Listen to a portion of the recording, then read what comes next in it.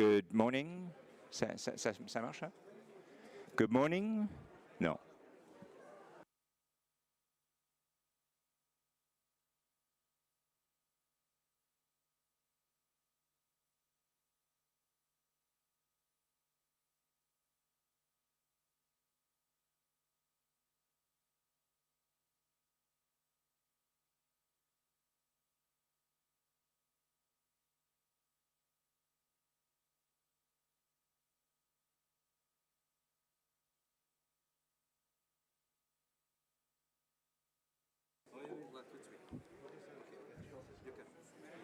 Good morning.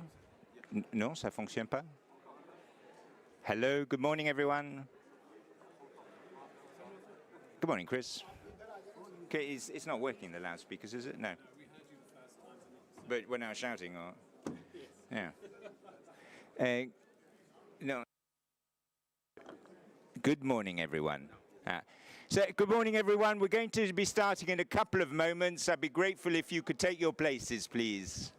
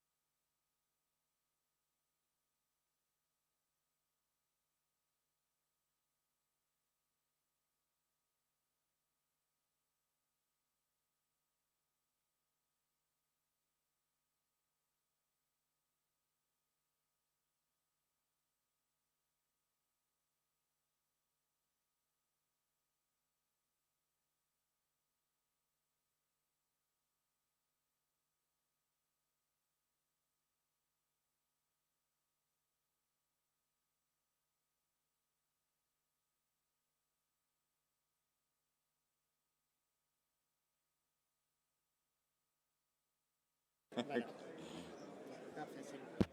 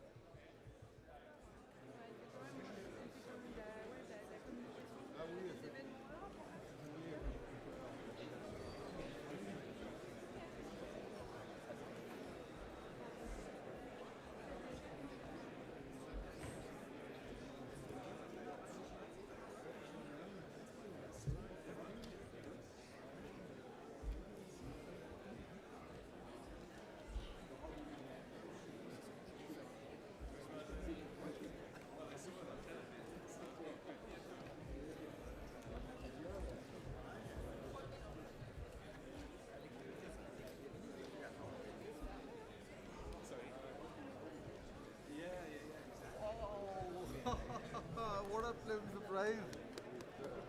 I had no idea I'd run into you here. Yeah, amazing. Lovely to see you. Looking good, mashallah. Yeah. Thank you. अच्छा कल दोपहर को पहुंचे shop पे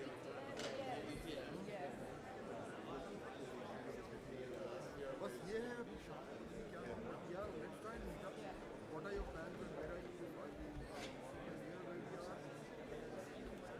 family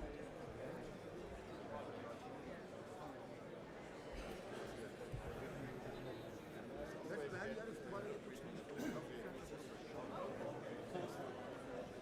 हाँ मुझे आगे मैंने भी देखा तो व्हाट आर यू अभी यहाँ पे you covering your Oh no, you're of course with the international, yeah.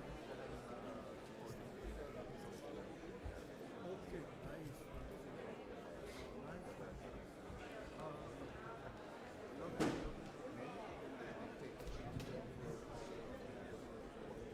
Yeah,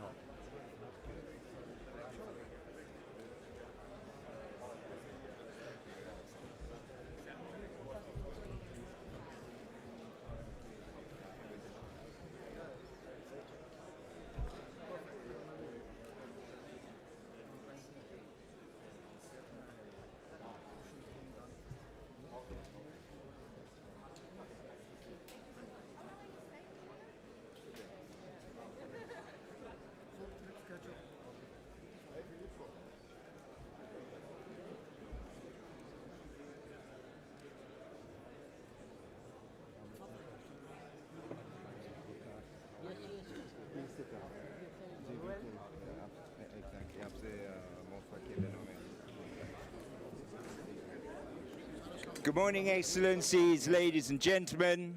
Is the microphone? No. They're supposed to. The technical.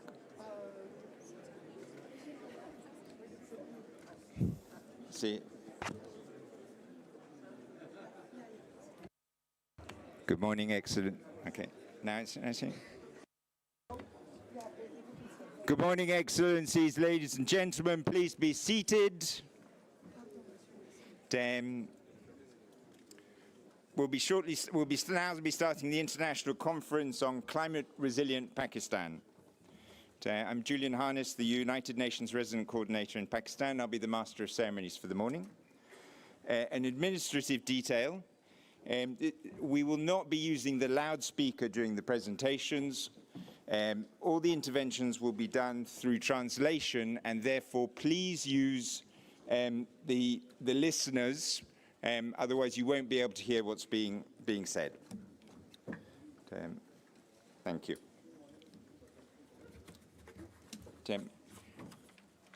I would now like to request His Excellency Mr. Bilawal Bhutto Zardari, Minister of Foreign Affairs of the Islamic Republic of Pakistan, to formally commence the proceedings of the conference with the welcome remarks. Sir. Honorable Prime Minister of Pakistan, distinguished Secretary General of the United Nations, distinguished Presidents, Prime Ministers and Ministers, heads of agencies and representatives of participating delegations, Assalamu alaikum.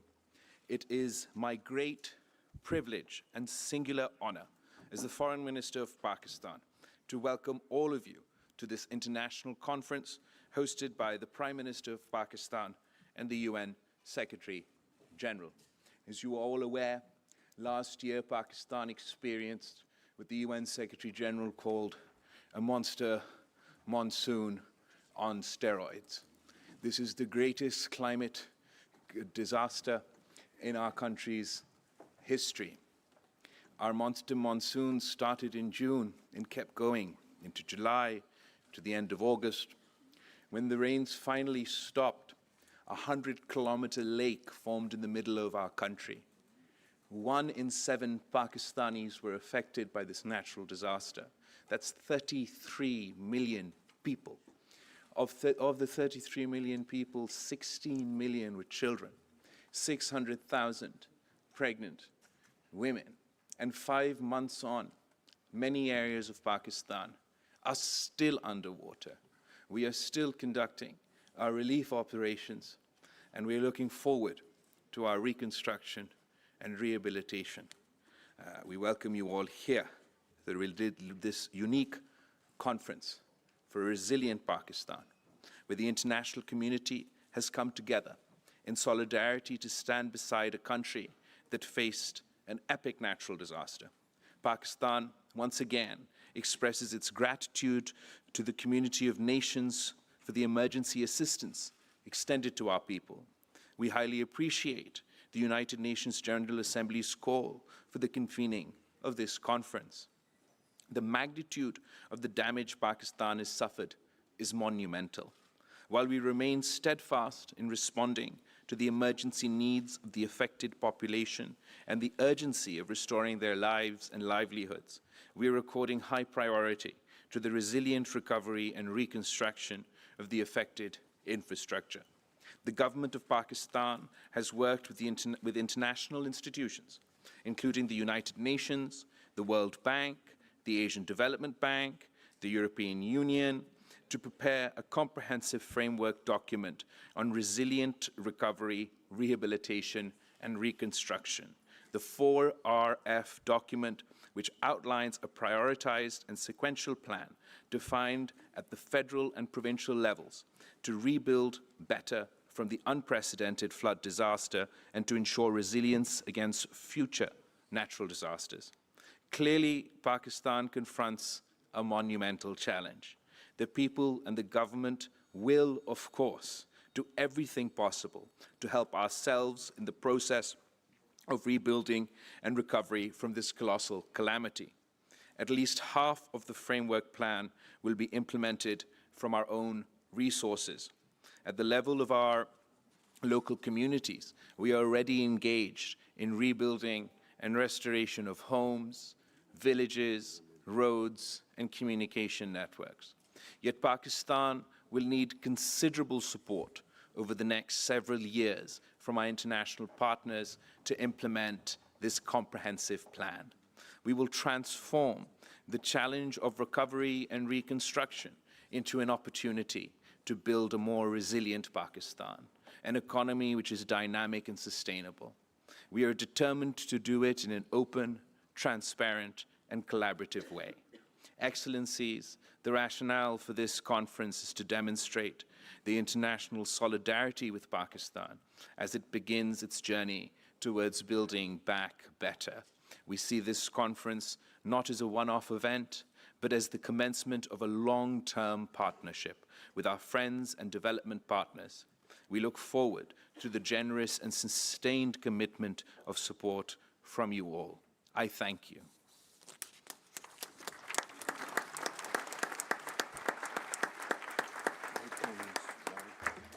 Thank you, Excellency.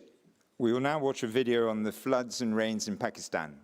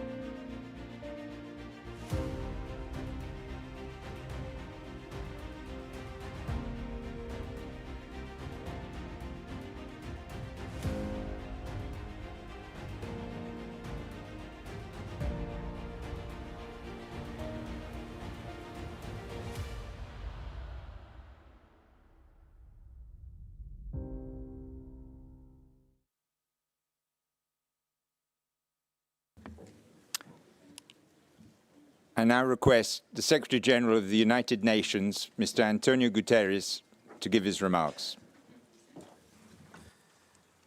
Your Excellency Prime Minister Shehbaz Sharif, Excellencies, dear friends, thank you all for gathering in solidarity with the people of Pakistan. For decades, I've been privileged to witness the boundless generosity and resilience of the Pakistani people amidst grave threats and upheaval. From earthquakes and floods, to years of relentless terrorist attacks, to geopolitical nightmares like the wars in Afghanistan that have sent millions fleeing across the Pakistani border in search of safety over the decades, a trend that continues today. But even through the darkest moments, the giving spirit of the Pakistani people has shone brightly. I've seen neighbors helping neighbors with food, water and shelter. And I've seen Pakistani communities welcome Afghan refugees with open arms despite their scarce resources. So my heart broke when I saw firsthand the utter devastation of last summer's floods. No country deserves to endure what happened to Pakistan. But it was especially bitter to watch that country's generous spirit being repaid with a climate disaster of monumental scale. As the video we just watched showed, the epic floods were nothing short of a monsoon on steroids, as I mentioned in my visit, submerging 1/3 of the country, 3 times the area of my own country, Portugal. A terrifying wall of water killed more than 1,700 people, injured thousands more, and affected a total of more than 33 million, displacing 8 million people. It swept over roads, ruined millions of acres of agricultural land, and damaged or destroyed 2 million homes. And it pushed back 9 million people to the brink of poverty. These are not numbers on a page. They are individual women, children, and men. They are families and communities. And under the leadership of the government of Pakistan, the United Nations donors and friends rallied to assist. Tents, food, water, medicine, and cash transfers were distributed. And the humanitarian response plan of $816 million was launched. But all of that is just a trickle of support in the face of the growing flood of need. At the same time, the people of Pakistan met this epic tragedy with heroic humanity. From the first responders rushing to affected communities, to the doctors and nurses I met fighting against time to save lives in overcrowded hospitals. And I will never forget hearing the personal testimonies of women and men I met in September in the wake of the ruins. They left their own homes and all their worldly possessions to help their neighbors escape the rising waters. They sacrificed all they had to help others and bring them to safety. Excellencies, we must match the heroic response of the people of Pakistan with our own efforts and massive investments to strengthen their communities for the future.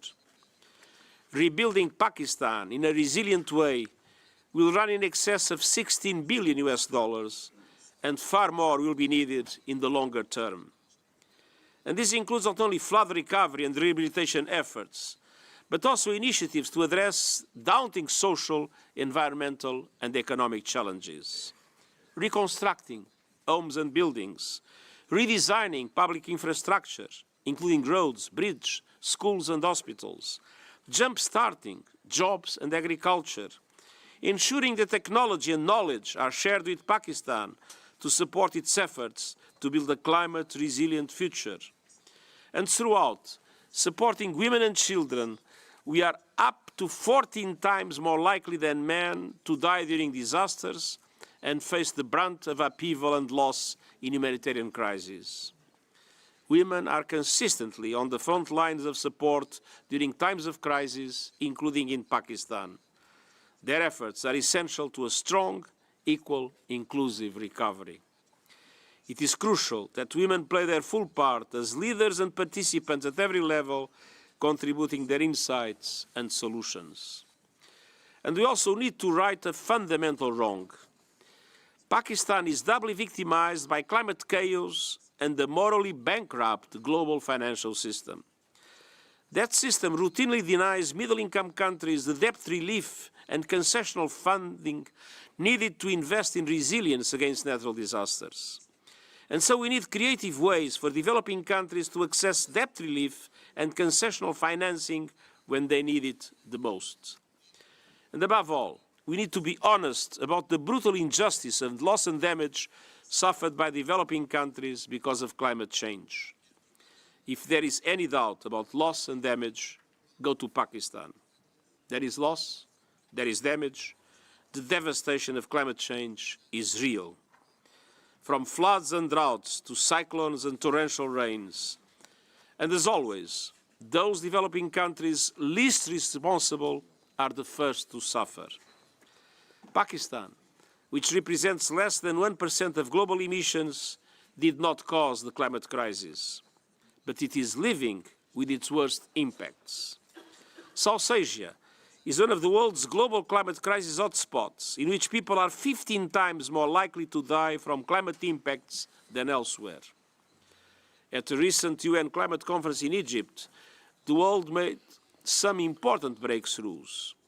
This includes progress on addressing loss and damage, speeding the shift to renewables, and an unprecedented call to reform the global financial architecture, particularly multilateral development banks.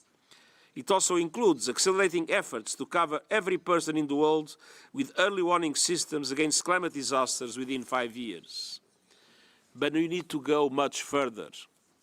Countries on the front lines of the climate crisis need massive support. Developed countries must deliver on their commitment to double adaptation finance and meet the $100 billion goal urgently without delay. And we need to reverse the outrageous trend of emissions going up when they must go down to prevent further climate catastrophe. Excellencies, ladies and gentlemen, today's conference is the first step on a much longer journey towards recovery and reconstruction in Pakistan. The United Nations will be there for the long hand.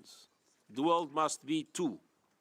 And at every step, we will be inspired by the endurance and generosity of the people of Pakistan in this critical and colossal mission. Thank you.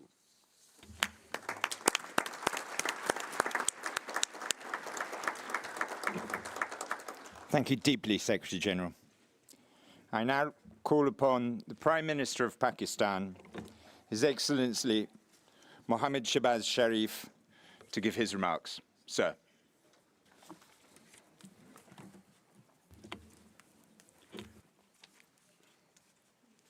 Bismillahirrahmanirrahim.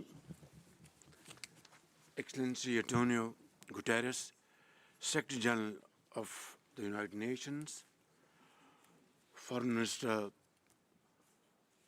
Bilawal Zardari Bhutto, Excellencies, ladies and gentlemen, Assalamu alaikum, good morning and guten Morgen.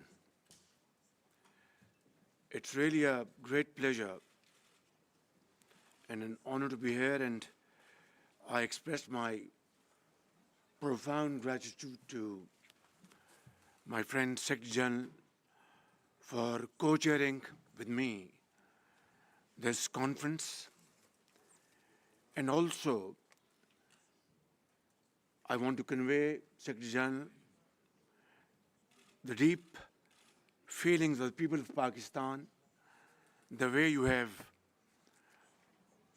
promoted their cause, spoken about their miseries and problems, and become a very powerful voice to articulate what they went through during this summer. I remember on 10th of September, I was with you, along with Foreign Minister, in refugee camps in the province of Sindh and Balochistan, and you were standing by orphans, widows, mothers, and I remember vividly, you met a mother who had given birth to a child the night earlier, and a makeshift school run by UNICEF. Excellency, this the people of Pakistan will remember forever. I'm also very grateful to so many heads of states and governments, as well as ministers and other partners who have joined us today. Ladies and gentlemen, we are at a turning point of history. Events are moving faster than we can imagine. And it is not only a question of how to survive, but it's a question how to maintain our bodies. It's a question how to maintain our dignity and honor by moving forward with a sense of purpose and a sense of achievement. Secretary General, as you have just mentioned, the Foreign Minister, you so aptly described, at that time, at the heart of the perfect storm of problems lies this prolonged exposure to a monsoon on steroids. In a matter of 2 months, the ground beneath us was literally, physically taken away. The tsunami, the most devastating floods, affected 33 million people of Pakistan, killed more than 1,700 people, including children, and dislocated 8 million people. More than 8,000 kilometers of roads were washed away, and more than 3,000 rail system was deeply damaged. Education was disrupted for 2.6 million students, including 1 million girls. One can go on about the records broken by this disaster, but truly speaking, we are racing against time. We are very grateful to the generous support extended to my country by the United Nations, the World Bank, the Asian Development Bank, the IMF, the AIIB, and the European Union, as well as many friendly countries around the globe. However, relief work is yet not over, especially in parts of Sindh and Balochistan. Our young and able Foreign Minister belongs to the province of Sindh, where the flood water still needs to be drained to reclaim the agricultural land, to grow food, to build homes, reconstruct infrastructure, and rehabilitate institutions and services. Excellencies, you will appreciate that we need to give 33 million people who are deeply affected by the floods their future back. Their families must stand on their feet, and they must come back in life and earn their livelihood. Today's convening is an attempt to give my people another chance at getting back on their feet. Last October, in collaboration with our development partners, we prepared a post-disaster needs assessment, PDNA, that calculated the total destruction and economic losses from the floods to exceed $30 billion, which is 8% of Pakistan's GDP, pushing 9 million people into abject poverty. Excellencies, the Pakistani nation, as well as the state, has responded courageously to this catastrophe. Those who had little came forward to help those who had lost everything. Millions volunteered to feed, clothe, and shelter their unfortunate brothers and sisters. 20,000 troops, hundreds of helicopters, aircrafts, and motorboats were mobilized for round-the-clock rescue operations. And in that, I count those wonderful contributions from our friendly countries in the Middle East, in Europe, Far East, and from other parts of the world. They saved thousands of lives and quickly restored disrupted communications. All resilience funds were repurposed to provide cash grants of over $400 million to more than 2.7 million households. Despite our acute financial constraints, we mobilized around $575 million for the emergency, including the UN flash appeal. Excellencies, the one lesson we have learned is that nothing can go back to business as usual. Tough choices will continue to be made, and I'm painfully aware that a taxonomy of harder and harsher reforms will make lives on the Pakistani streets and villages harsher than ever before. But the scale of the resource gap for funding crisis recovery is so wide that it has redefined how we think about resilience. Frankly, it has changed life forever. Building on the post-disaster needs assessment, my government has prepared a comprehensive framework plan for recovery, rehabilitation, and reconstruction with resilience. Its broad contours are set out in the 4RF document that will be presented to you in the next session of the conference.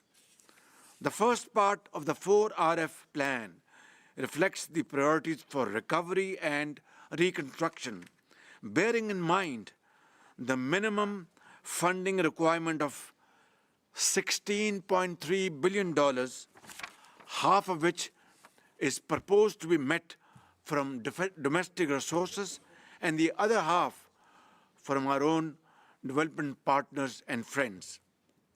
The second part of the framework plan incorporates flood resilience in the design and infrastructure projects, such as protecting key highways, the main railway line network, as well as an early warning system and capacity building for rescue and relief in future disasters.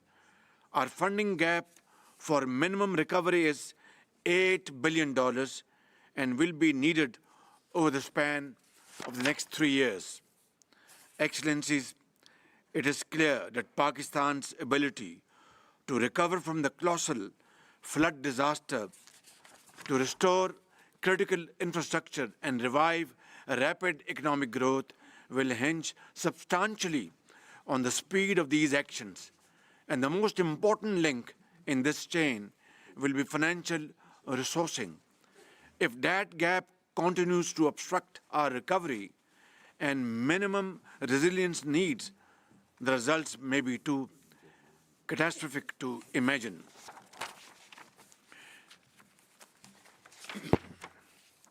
This conference is not just about helping to rebuild the lives and livelihoods of the people affected by global crisis. In fact, it is about the solidarity and vision needed to ensure the world's transition to a sustainable future, not just on paper or PowerPoint, but on the ground, in schools, in the fields, in businesses, in industry and homes.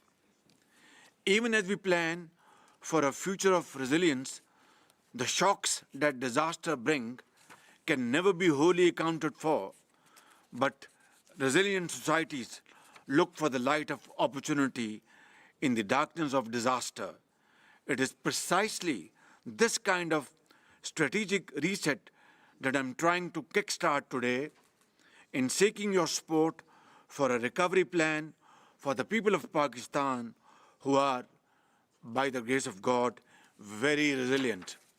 I know these are times of extreme pressure and economic hardships in many countries, but Pakistan needs a new coalition of the willing, one that can save lives and put them on a path to responsible global citizenship.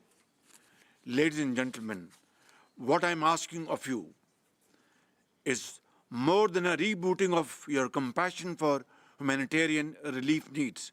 Today, I am asking for your support for those who have lost their life savings, their homes and livelihoods, those who are sitting under blue sky, facing the harshest of winters and looking forward to your help and support from mankind. I am asking for a sustained international support plan to meet this daunting challenge. I am asking for a new lifeline for people who need to power our economy and re-enter the 21st century with a future that is protected for such extreme risks to human security.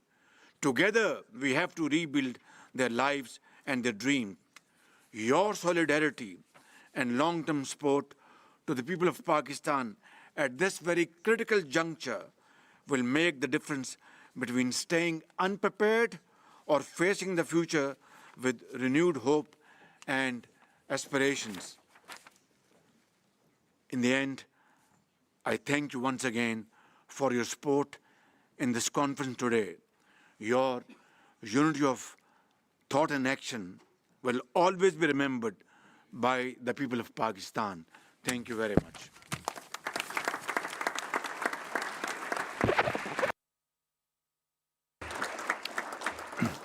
Thank you, sir, and thank you for your leadership.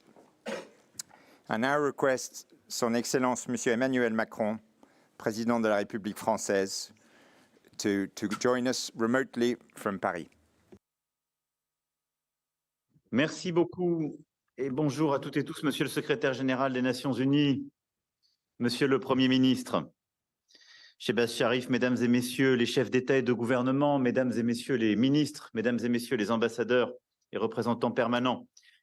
Merci d'avoir organisé cette conférence et de me permettre de prendre la parole devant vous pour témoigner le soutien de la France au Pakistan. Nous l'avons fait dès l'été dernier, lorsque le pire est arrivé. Et je veux, après les images que nous avons vues, après les mots que vous avez eus, Monsieur le Premier ministre, et les témoignages du secrétaire général, dire la grande estime, l'admiration et la solidarité du peuple français à l'égard du peuple pakistanais. Votre peuple, votre gouvernement se sont mobilisés avec beaucoup de force et de courage après les effets directs du changement climatique que vous avez subis. Et je souhaite également saluer le travail de la Banque mondiale, de la Banque asiatique de développement, du PNUD, de l'Union européenne et du gouvernement pakistanais pour la qualité du rapport dit 4F, qui constitue la matrice de l'effort de reconstruction et d'adaptation dans lequel s'engage le Pakistan avec l'aide de la communauté internationale. Monsieur le secrétaire général, Monsieur le Premier ministre, vous avez décrit aussi précisément que nécessaire l'impact de ces inondations sur la population, sur l'économie, les infrastructures, l'habitat et au fond, le défi qui est le nôtre est de répondre à l'urgence, de bâtir la résilience et d'en tirer les conséquences à long terme sur notre organisation internationale. L'urgence, nous avons tenté d'y répondre dès les premiers jours. La France s'est mobilisée avec l'envoi de matériel et de personnel au plus près des populations touchées. L'Union européenne a mobilisé un total de 14 millions d'euros. Des dizaines d'autres pays et agences internationales se sont mobilisés en ce sens. Pourtant, à ce jour, seuls 30% de l'appel d'urgence lancé par l'ONU ont été couverts. Or, des besoins humanitaires importants demeurent, d'abord sur le plan alimentaire. Et ils deviennent d'autant plus pressants avec la chute des températures durant les mois d'hiver. Je veux ici vous dire que la France va prendre sa part de responsabilité en ajoutant une nouvelle contribution de 10 millions d'euros à cet appel d'urgence. Sur le plan de la santé, le Fonds mondial de lutte contre le sida, la tuberculose et le paludisme, dont la France est le deuxième contributeur mondial, ainsi approuvé un financement d'urgence là aussi de 10 millions de dollars pour fournir aux Pakistanais des produits de santé vitaux et assurer aux victimes de la catastrophe un accès au diagnostic et aux différents traitements.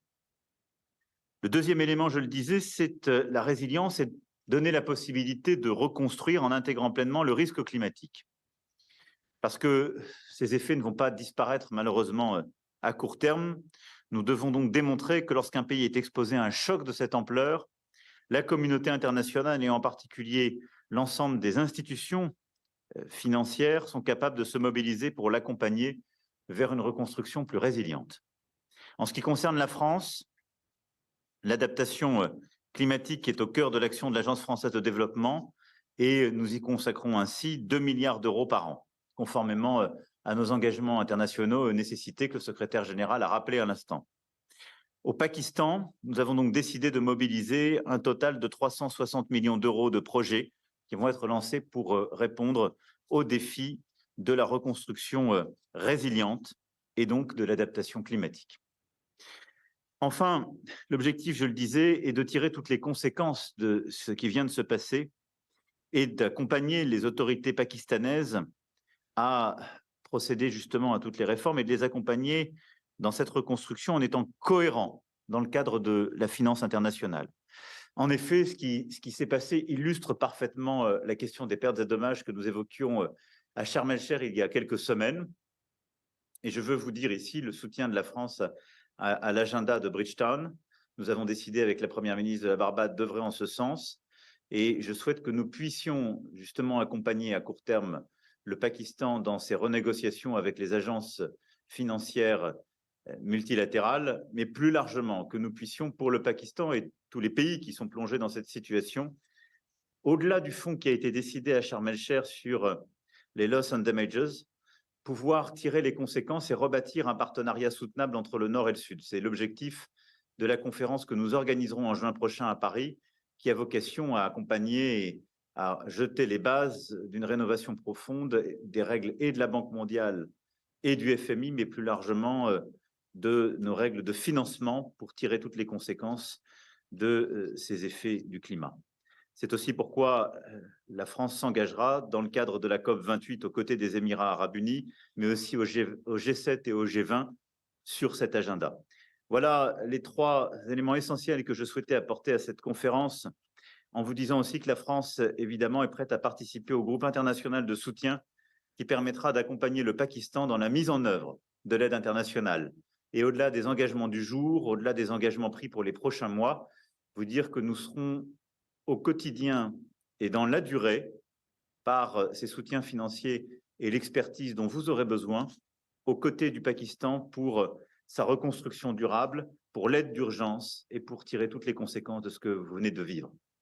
Monsieur le Premier ministre, permettez-moi de vous dire de manière plus personnelle notre soutien plein et entier et vous demander de transmettre à votre peuple le soutien du peuple français. Merci à toutes et tous.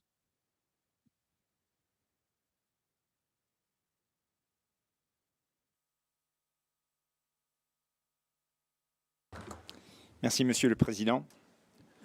We will now hear a video statement from His Excellency Mr. Recep Tayyip Erdogan, the President of the Republic of Turkey. Pakistan İslam Cumhuriyeti Başbakanı Sayın Şahbaz Şerif, Sayın Genel Sekreter, kıymetli misafirler, sizleri şahsım ve milletim adına en kalbi duygularımla selamlıyorum.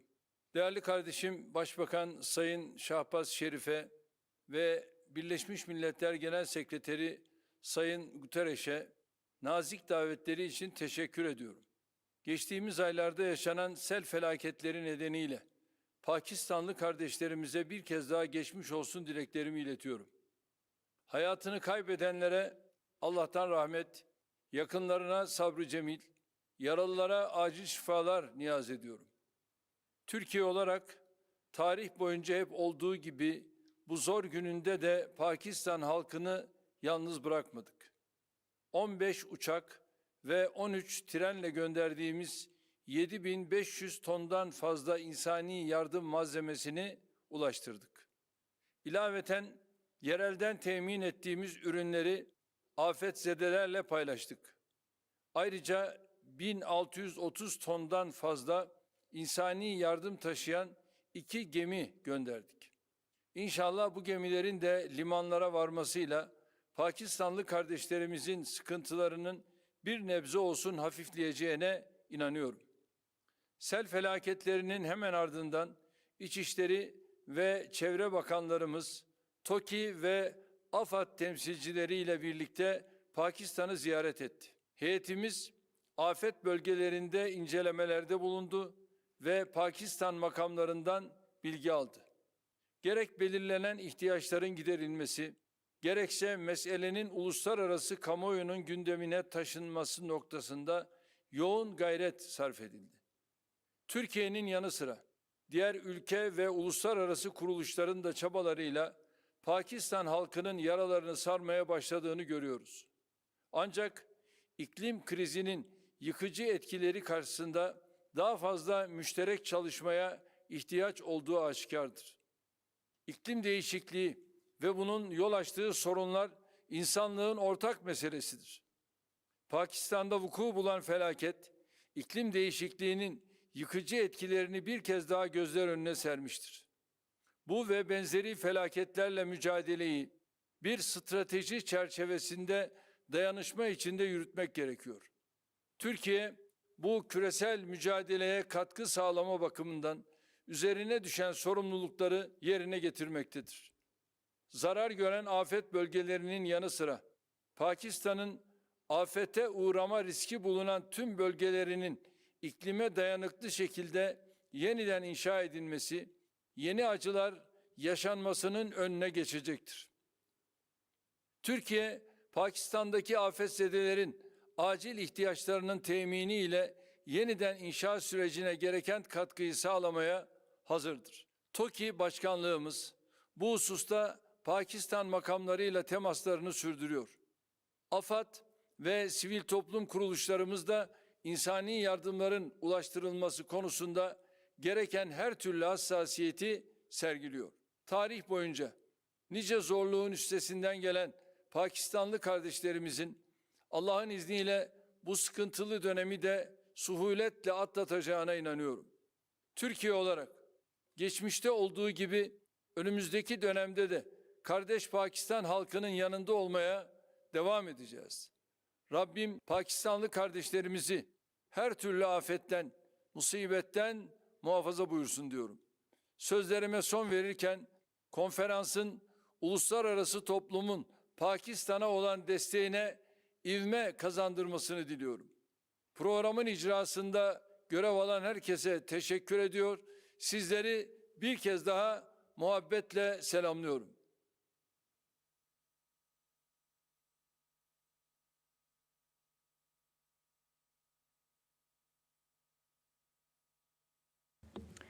We will now hear a video statement from His Excellency Mr. Jonas Gahr Støre, Prime Minister of Norway.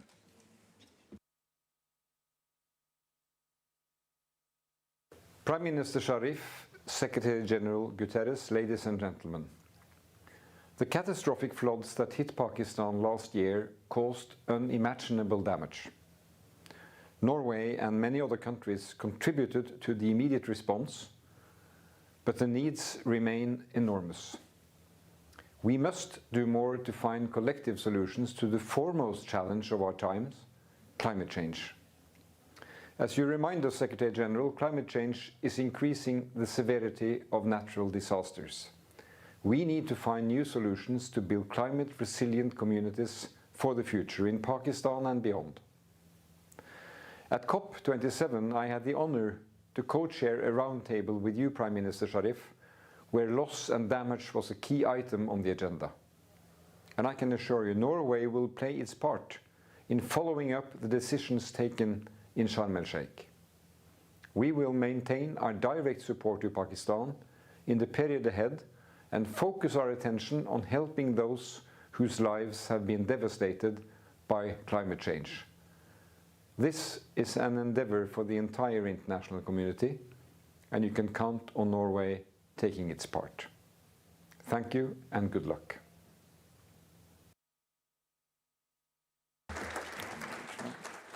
There will now be a video statement by Her Excellency Ms. Ursula von der Leyen, President of the European Commission.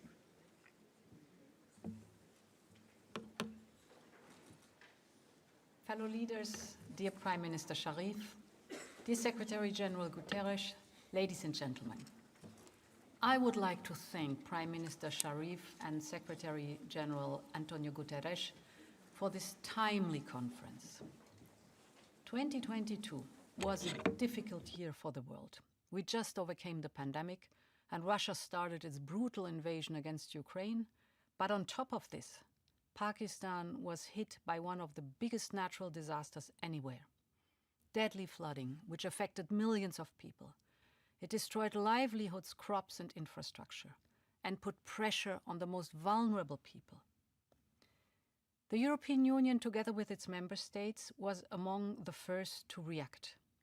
Our Team Europe response to this tragedy was immediate and substantial. But the scale of the devastation is enormous. Vast surfaces of cropland and villages remained underwater for months. Nearly 10 million girls and boys remain in need of immediate support, according to UNICEF. So more support is needed.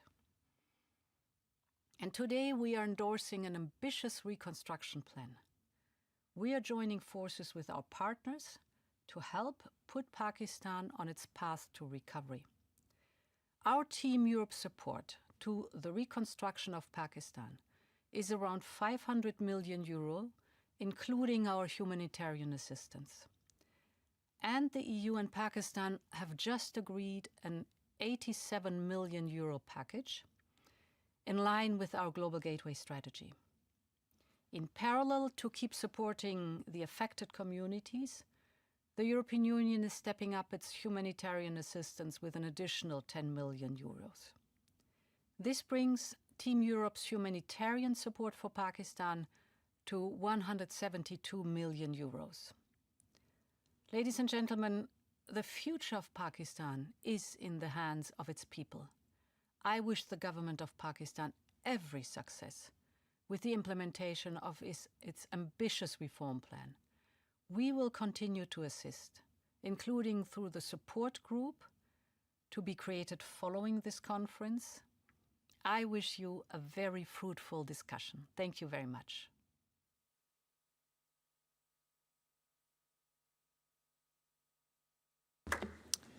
I now request His Excellency Mr. Ignacio Cassis, Federal Councillor, Head of the Federal Department of Foreign Affairs of Switzerland, to give a statement. Sir. Monsieur le Secrétaire Général, Monsieur le Premier ministre, Excellences, Mesdames et Messieurs, l'ami apparaît dans les moments difficiles, pas dans les grands dîners. C'est ce qui dit un proverbe pakistanais. Bienvenue en Suisse. Aujourd'hui, je vous accueille car nous, les amis du Pakistan, sommes réunis pour faire face à une situation difficile. Il s'agit de soutenir le Pakistan qui a subi de plein fouet l'été dernier les effets dévastateurs, nous l'avons vu, du changement climatique. Face à l'urgence, nous devons agir ensemble de manière efficace et solidaire.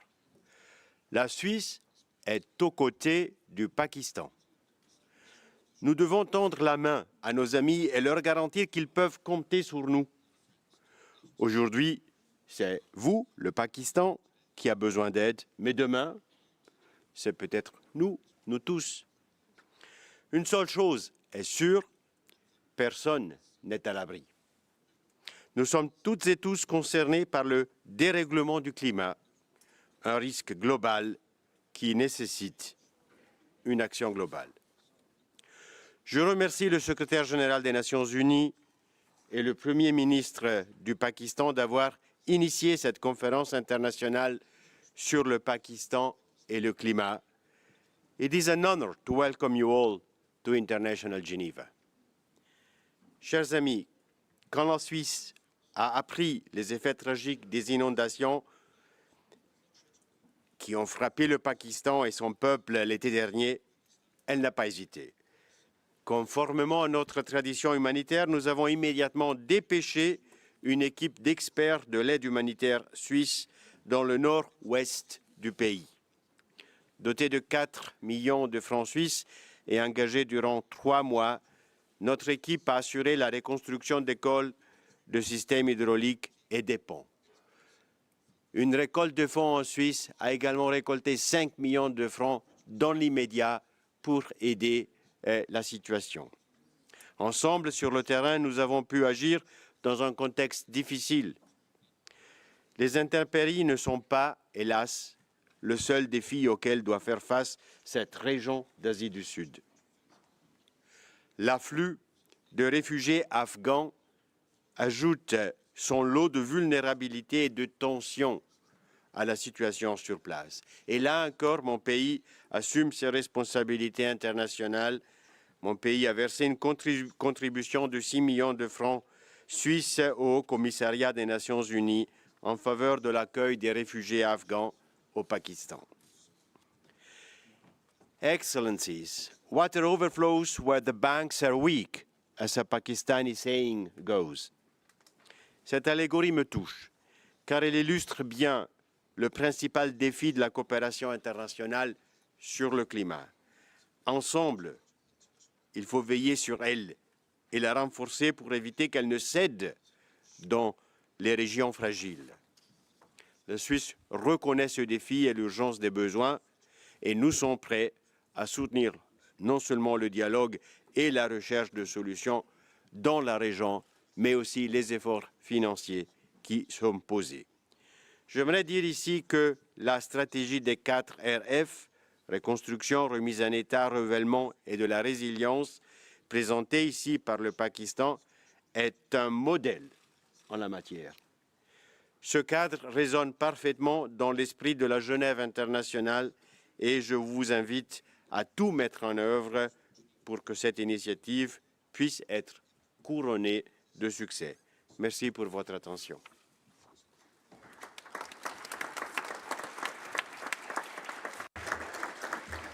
Merci, Excellence, et merci de l'accueil. So, ladies and gentlemen, we will be now taking 2 minutes so that the speakers can leave the rostrum and the ministers and the other speakers can come to the fore.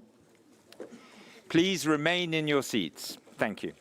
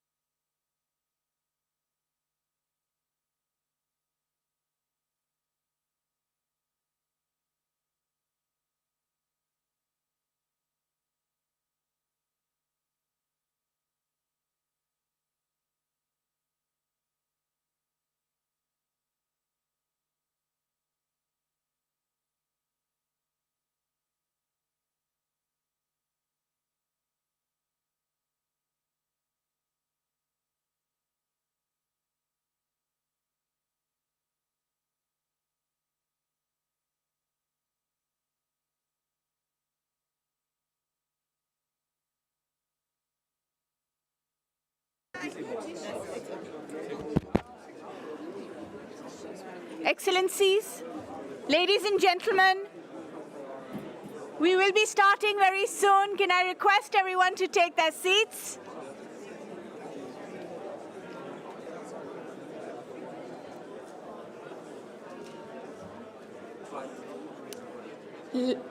Excellencies, ladies and gentlemen, we will be commencing very soon. I would request you to take your seats, please.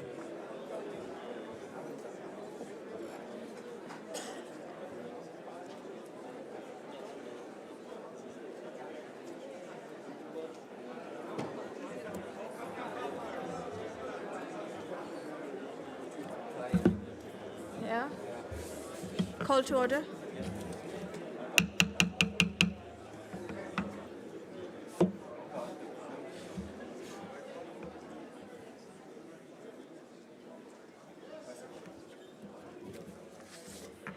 Excellencies, ladies and gentlemen, good morning and assalamu alaikum. We will now be commencing the plenary session 1 on Pakistan's resilient recovery strategy, which will be chaired by His Excellency Mr. Ishaq Dar, Minister of Finance and Revenue of the Islamic Republic of Pakistan, and His Excellency Mr. Achim Steiner, UNDP Administrator. I humbly request the chairs to start the session. Mr. Dar.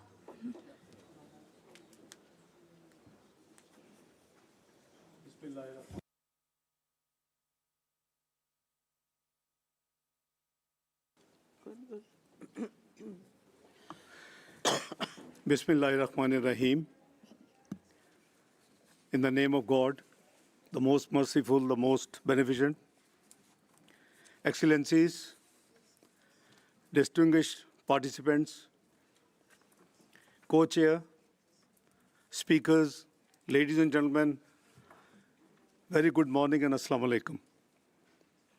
It's a great privilege to be part of this important plenary focused on Pakistan's resilient recovery strategy. I would like to express my gratitude to the Administrator, United Nations Development Programme, Mr. Achim Steiner, representative from the World Bank Group, all other multilateral institutions for the support to Pakistan during this most critical time. Thanks are also due to our bilateral partners, friendly countries, NGOs, and civil society organizations. You would have seen in the opening session the scale of recent flood disaster which took place in Pakistan. With the suffering of the people in mind, I would briefly state the narrative of disaster to highlight the plight of the people back home. Ladies and gentlemen, while Pakistan was facing the challenges caused by global adverse developments like Russian-Ukraine war, energy crisis, rising inflation, and hiking poverty, Pakistan faced the catastrophe of unprecedented floods in the recent history. Allow me to reiterate the widespread damages caused by the floods in Pakistan. Last year, the heavy monsoon rains, 6 times of the average of the past 30 years, caused huge flooding and devastation, especially in the provinces of Sindh and Balochistan. The damages were extensive, with 33 million people affected, over 1,700 lives lost, 13,000 injuries, millions of women and children becoming vulnerable. A total of over 13,000 kilometers of roads and 440 bridges were destroyed, while 5 million acres of crop were damaged. Over 2 million houses were either damaged or destroyed, and around 1 million livestock was confirmed to have been dead or missing. Ladies and gentlemen, a significant portion of the country remained submerged in water for months, affecting subsequent crop cycle and closing down schools and hospitals, and making large portion of the rural hinterland inaccessible. The standing buildings were used as temporary shelters and to provide necessary services. It is estimated that 22,000 schools were affected, leaving 3.5 million students without access to classrooms. This is leading to a learning crisis in the country, and it will take coordinated efforts and resources to rebuild the education system. Excellencies, ladies and gentlemen, the government of Pakistan placed recovery and rehabilitation of the affected people as its most important priority. Through Benazir Income Support Program, rupees 70 billion were dispersed as emergency measure to the flood affectees, families, and till now, 8.17 million flood victims have been given the cash assistance. As a result, 2.7 million families got straight away cash relief and the other assistance which was immediately required. We are appreciative of the fact that the World Bank promptly announced US $1.6 billion assistance for rehabilitation in flood areas and an additional 500 million for building climate resilient Pakistan. You are aware that PDNA estimated economic and physical losses caused by the floods as over US $30 billion. According to their calculation, which are jointly conducted by World Bank, UNDP, European Union, and Asian Development Bank with the assistance of the Planning Ministry of Pakistan, their calculation of the needs for the rehabilitation and reconstruction work is US $16.3 billion. We have been working to obviously plan this reconstruction and rehabilitation work over the period of 3 years with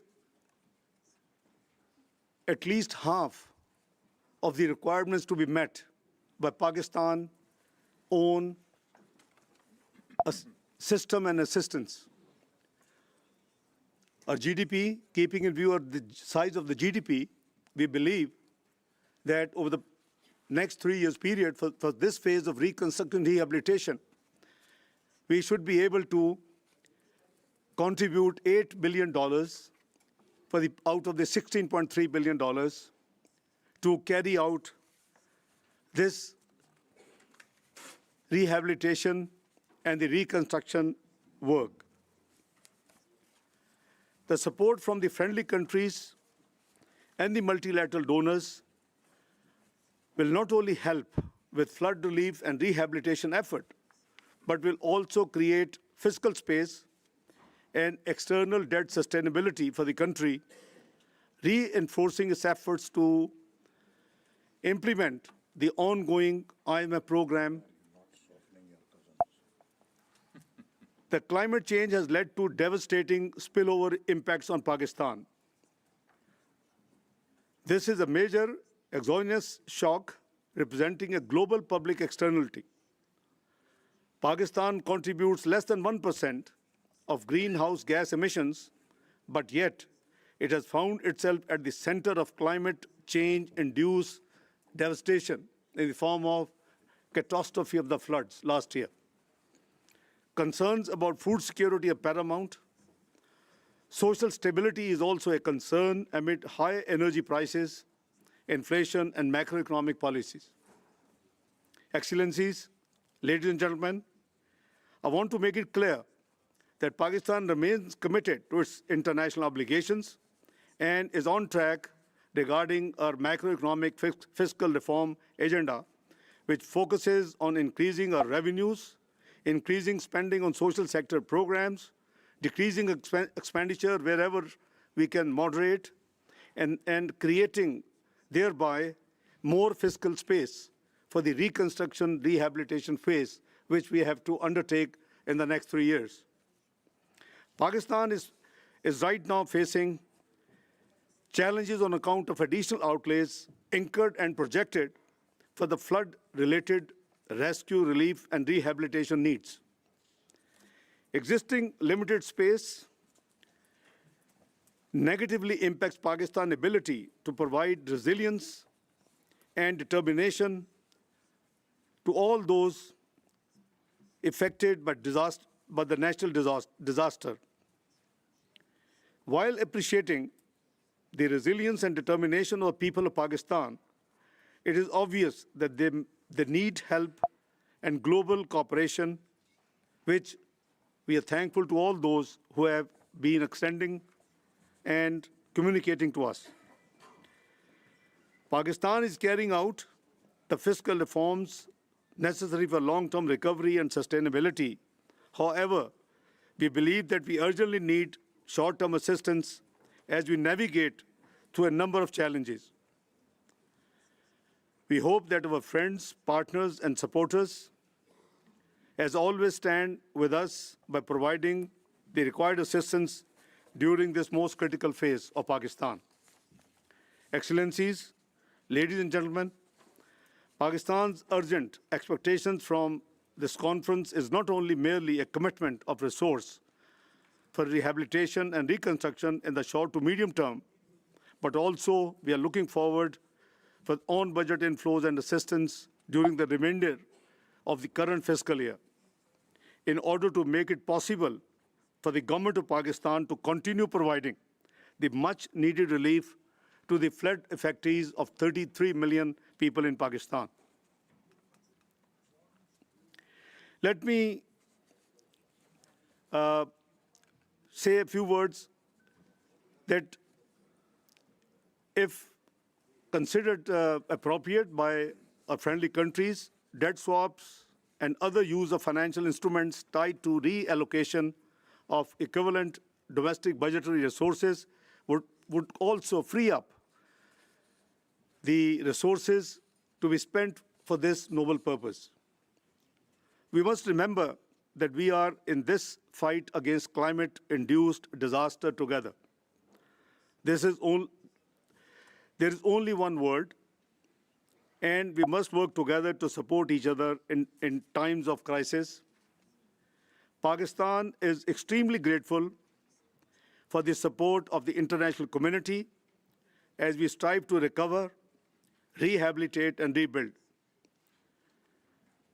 At the end, I would like to extend our heartfelt gratitude to all those friendly countries, United Nations, World Bank, Asian Development Bank, Asia Infrastructure Investment Bank, Islamic Development Bank, and all other multilateral institutions, NGOs, and donors, without whose help we could not have been able to deal with this catastrophe which Pakistan just faced in 2022.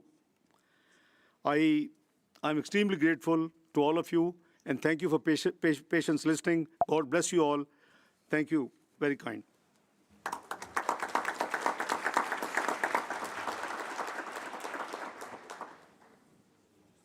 I now request His Excellency Mr. Achim Steiner, the UNDP Administrator, to say a few words.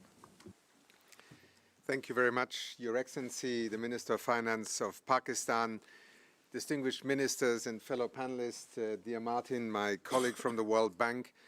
Let me also, on behalf of the United Nations Development Programme, join the Secretary General and my co-chair in welcoming you both to this meeting here, but also to an attempt to break new ground. I was just looking at the presence of ministers of Pakistan on this podium. If you look from left to right, I think you will recognize that we are living in a different age in which climate change, natural disasters, economy, planning, and indeed the development pathways of countries are being rewritten by circumstance, sometimes by design at others, by disasters on other occasions. Just a few months ago, Pakistan endured one of the most destructive climate-induced disasters in recorded history. We have heard from the Prime Minister, the Foreign Minister, from you, my dear co-chair, just now some of the numbers. But behind those numbers lie destroyed livelihoods, lost lives, but above all, the extraordinary challenge of how do you restore hope when you are faced with such a gigantic task. And to do so on the back of a reality where Pakistan, like virtually every other country over the last 2-3 years, was just emerging from COVID-19, a pandemic, and all that it did to our societies. Today, the floodwaters may have partially receded, but what remains is a monumental moment of reckoning for the entire world. The Secretary General spoke to it, the Prime Minister, and so together with international partners, including the United Nations, Pakistan is now undertaking an urgent and extraordinary initiative to save lives, restore livelihoods, and rebuild the nation. Pakistan, as you just said, Minister, faces a long road to recovery. The wider world faces a choice, because the truth is that these events are increasingly predictable, and only the latest in a series of such disasters in Pakistan and beyond, historic climate events that are becoming the new normal. Today, on the 9th of January, we are meeting. Look to the east in Australia, extraordinary flood events. Look to the west in California, extreme weather events. Look to Central Europe, and people are wondering what happened to snow in winter. We are living in profoundly changing times. And in Pakistan, at this moment, we have an opportunity to choose a new direction with an innovative model for international cooperation. And I have to say that when just a few weeks ago we began an intense effort of convening and organizing this conference here, framed not as a pledging conference, but really as a conference about how we move beyond reacting to every disaster by having just an emergency response. This conference is being convened by Pakistan and the United Nations with a different logic and also a different aspiration. And I hope that by the time that you leave this conference venue this evening, you will feel reassured that the call to the world that Pakistan sent out to friends, supporters, partners to step up at this critical moment has actually been responded to. A few weeks ago, that was not at all self-evident. I must say today I feel extremely excited about the prospect of framing a new form of response and partnership. It is time to step up and support the long-term, the systems-based approaches to recovery when disaster strikes again. Pakistan, and that is a recognition that I think the world also recognized, is not in its plight alone. And indeed, it is not even in the broader context of climate change one of the most significant emitters, less than 1%. And yet it is, in terms of its ranking on the Global Climate Risk Index, the 8th most vulnerable country in the world. And to those who say, well, is climate change and flood events really linked? How else would you explain what Pakistan in just one decade has been experiencing, not in terms of just on its own, but remember the images of the last 12 months, of forest fires, of droughts, of floods, of extreme weather events, hurricanes, typhoons. This is the new normal, and we need to, as an international community, find a way in which we together can respond to this new normal. The government of Pakistan, as you have also laid out just now, is doing its part in recovery and reconstruction, but it will need financial and technical support to tackle the massive development challenges that lie ahead, including building the systems for resilience. Advancing reconstruction of this type will require fiscal space on the back of COVID-19 that is currently severely constrained in Pakistan, as you also said, Minister. Creating this space will require new pathways for support, including private sector investments facilitated by innovative financial instruments, including the de-risking of private capital and support for a pipeline of broader investment opportunities, including some of the innovative forms that you mentioned just now. Here and now, that process must begin with new investments in climate resilience, broader coalitions of partners, and just a look around this room and the announcements you will hear today will, I think, illustrate that this is not a desired future. It is now becoming, through the experience that Pakistan has gone through, a reality that we all are part of. And critically, collective responsibility for the shocking loss and damage from which no nation will be immune in the future, as also the Foreign Minister of Switzerland pointed out in his opening remarks. Assessing the extent of damages and losses has been a pivotal part of this joint response. Under the leadership of the Ministry of Planning, Development and Special Initiatives, the United Nations, together with the Asia Development Bank, the European Union, the World Bank, and our UN sister agencies also in the UN country team, work together with you to complete the post-disaster needs assessment, the foundation for today's framework for recovery. And it identified some 16 billion in urgently needed financing to support the recovery. The assessment directly informed this resilient recovery, rehabilitation, reconstruction framework, the 4RF. We always have strange ways of baptizing these very real things into very technocratic language, but 4RF it is. A comprehensive policy-based approach comprising sectoral interventions, public and private sector financial strategies, and implementation and monitoring arrangements. We now look forward to the presentation of this framework, and I also want to particularly thank His Excellency Professor Ahsan Iqbal, the Minister of Planning, Development and Reform of the Islamic Republic of Pakistan, for the excellent partnership that we as an international community, and I think, Martin, I speak on your behalf as well, have enjoyed in working together under great pressure, but also with great purpose and direction in the last few months. Thank you so much.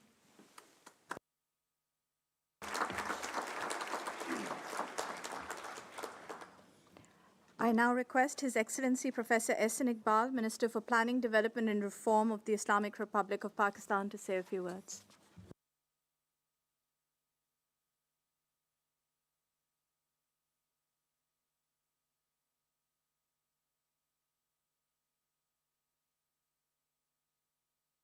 Excellencies, distinguished guests, ladies and gentlemen, I thank you all for coming here.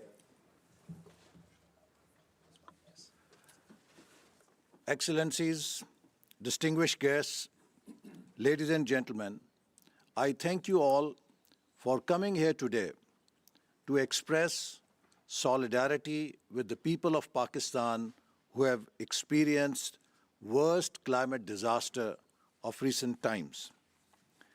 Pakistan has faced floods in 2022, but as one of the most vulnerable countries to climate disasters, we face a range of disasters that we experienced during 2022, starting with very high temperatures, forest fires, droughts, culminating into unprecedented floods within a short span of 4 months.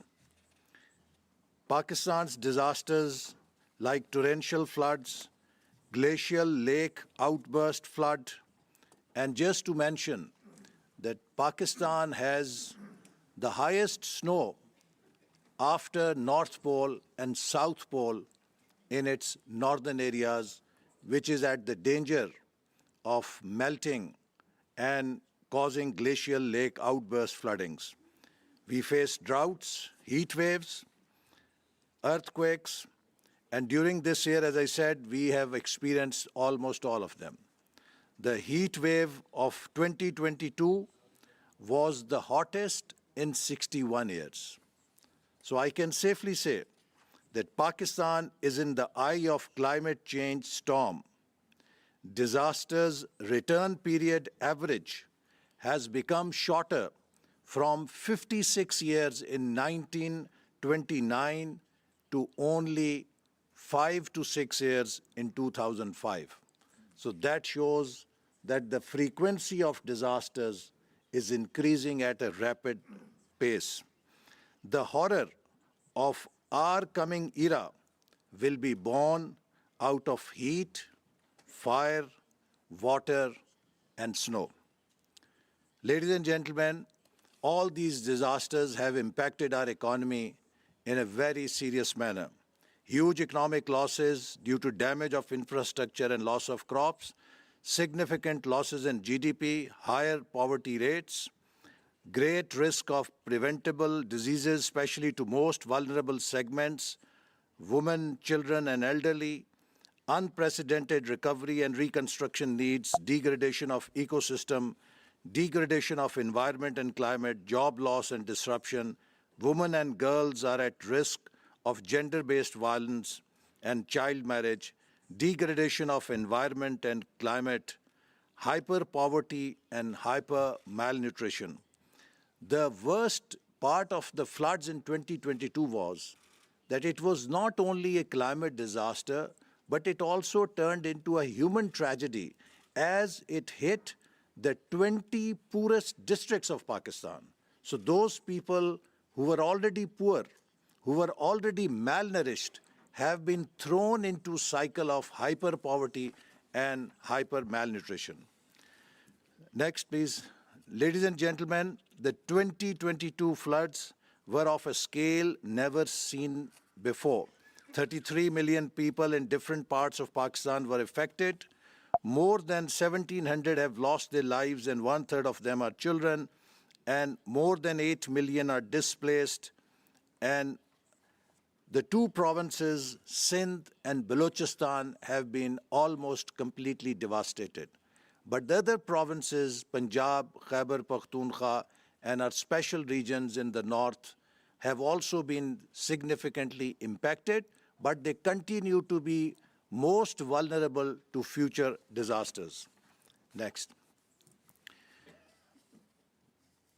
With the help of our development partners, we have also been able to identify what were the damages and losses due to these floods.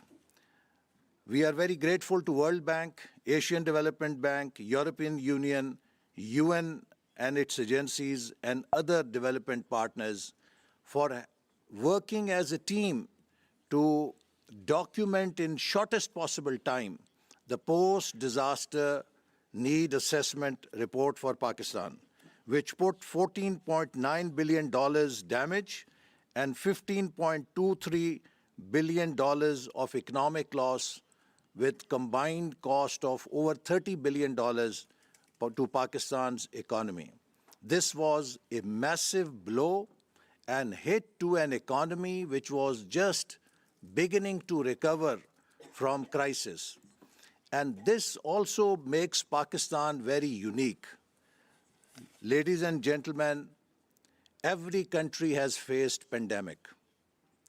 Every country is today facing the supply shock, but no country has experienced a disaster of this scale that Pakistan has faced. So therefore, the case of Pakistan is very different and unique. The social sectors, housing, health, education, culture, and heritage had serious damages. In infrastructure, road, transport, railway communication, energy, water, sanitation, municipal services, community infrastructures were damaged. In our productive sectors, agriculture, food, livestock, fisheries, water resources, irrigation, commerce, and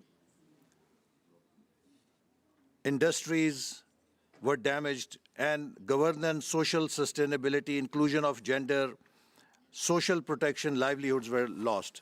Next, please.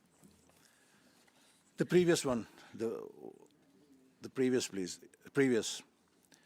And let me here share with you that Pakistan was one of the first countries to adopt Sustainable Development Goals in 2015. We called SDGs as National Development Goals. Our parliament passed a resolution to adopt Sustainable Development Goals, and we started to work on SDGs right away. But these floods, ladies and gentlemen, have washed all the gains that we made during 7 years. Almost 9 million people have been pushed into poverty.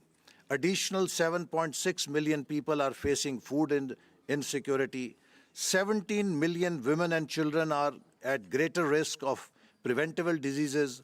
4.3 million people with job loss and disruption to their livelihoods, and more than 600,000 women and girls at risk of gender-based violence and child marriage due to disaster situation. Next, please. Next. Next. So towards recovery, ladies and gentlemen, we have developed a 4RF framework. Its details are there in your packet also. You can read in more greater detail how to have resilient recovery, rehabilitation, and reconstruction framework.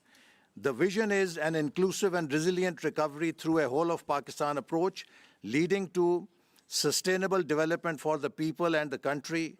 The objectives are to improve governance and enhance capacity of state institutions to face the disasters and mitigate against them, restore livelihoods and economic opportunities, ensure social inclusion and participation in all aspects of recovery and related development, restore and improve basic services and physical infrastructure. And above all, also underlying important objective is to achieve sustainable climate resilience through rebuilding and re-engineering our infrastructure. Our challenge as Ministry of Planning is double. Not only we have to build a new infrastructure, a modern infrastructure for future development, we also have to re-engineer our built infrastructure to be more resilient and adaptable for future shocks. So the foundation is Build Back Better, people-centered socio-economic recovery, building systematic resilience against natural hazards and climate change impacts. Next. The 4 RF sectors have 4 major goals: governance, whose cost has been estimated at $413 billion, strategic resilient objective, resilience plan, objective 2, agriculture, livelihood, finance markets, $4.3 billion, SRO 3, social inclusion, including gender, culture, heritage, $1.7 billion, and 4, education, health, nutrition, water, sanitation, municipal services, infrastructure, energy, transport, $10.08 billion, which makes it $16.28 billion, according to the PDNA. The government of Pakistan plans to do 50% of the $60 billion through its own resources and is requesting international community development partners to help it cope this burden by providing $8 billion over the next 3 years so that we can rebuild our damaged infrastructure in shortest possible time. The long-term climate resilient infrastructure development plan is over $13 billion, which involves national flood protection program and building new infrastructure or re-engineering existing infrastructure to stand against future shocks. Next. As I told you, out of $16.3 billion, the local resources we hope to mobilize are $8.15 billion, and we look forward to $8.15 billion through our friends and development partners. Next. We have worked out a number of projects in different areas, starting with forecasting and preparedness, which involves capacity building of Pakistan Met Department, Federal Flood Commission, multi-hazard early warning systems, installation and upgradation of telemetries, data center for disaster prevention.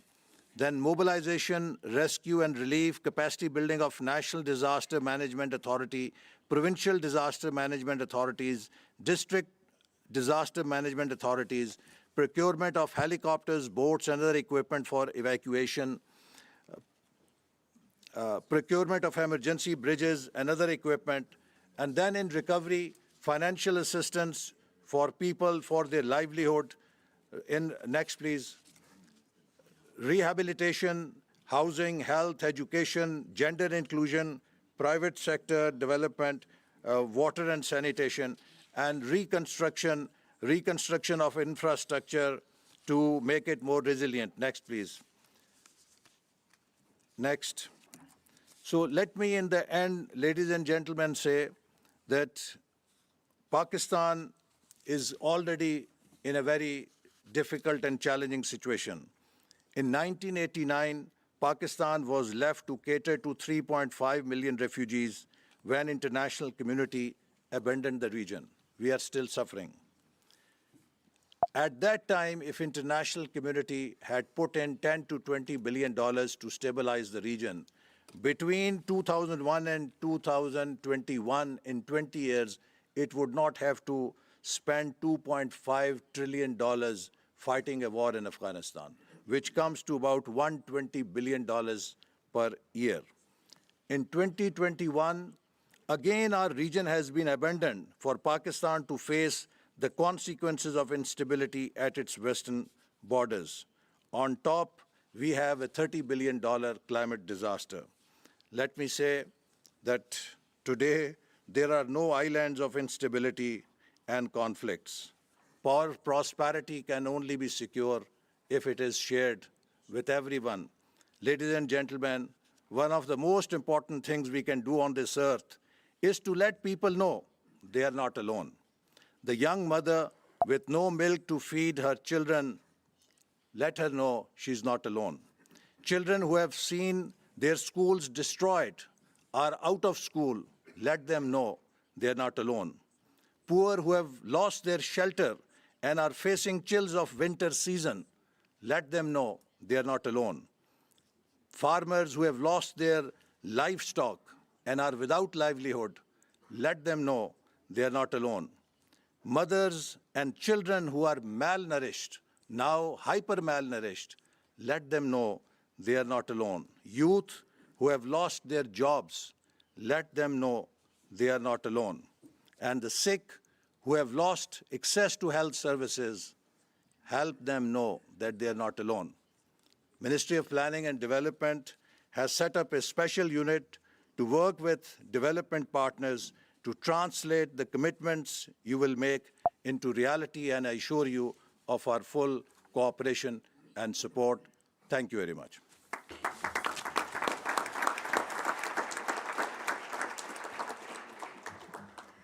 I now request Her Excellency Ms. Sherry Rahman, Minister of Climate Change of the Islamic Republic of Pakistan, to say a few words.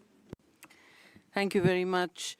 Excellencies, ladies and gentlemen, I distinguish co-chairs Achim Steiner and Minister Ishaq Dar, fellow ministers here from Pakistan, ladies and gentlemen, friends of Pakistan. Thank you for your patience, your time, and your commitment for bringing your value system here today. It is obviously the moral engine of recovery for all, and the coalition of the willing that the Prime Minister of Pakistan spoke about that brings this convening to the kind of critical mass we see today. So thank you for your commitment, for working and assisting with recovery for all. I know that we have been describing our 4 hours recovery. We have also been talking about the catastrophic climate-induced floods that you saw about. You saw a video, you've been hearing about the disaster statistics. So I won't repeat them. I believe brevity can be also a part of the solution. You do know that Pakistan, it has been established that Pakistan is on the front lines of a very clear extreme weather and climate precipice. People have spoken here about how many of your countries, and again, we come to the first cascade of thanks, which will be followed later by the Minister EAD, who were there on the ground. In the phase of humanitarian disaster, you know, my co-chair and of course the UNDP, the entire UN system, our development partners, the World Bank, all the related UN agencies, ADP, everybody and the UN agencies, Save the Children, many, many, many NGOs were on the ground, international NGOs as well as Pakistanis. All had their sleeves rolled up and gumboots on the ground. So we do appreciate all of you who came by, who journeyed to the heart of the catastrophe and saw for yourselves what the monsoon on steroids actually looked like. And of course, the front line of that was the UN Secretary General, who proved to be one of the most powerful advocates for bringing resolve, commitment, and resources to a country that was in shock for many months. Now, ladies and gentlemen, so thank you all. But you saw on the ground, many of you have heard also that Pakistanis are a resilient people. But as you saw in the video, for Pakistan, the peril is not over. 8 million still live in inundated areas, particularly the province of Sindh, and a homeless winter for many. Now, 20 million are still affected, which is, again, 3 times the size of many countries. And this winter has brought the 19th century back to the human health experience. It has brought dangers and risks that humanity had forgotten how to plan for.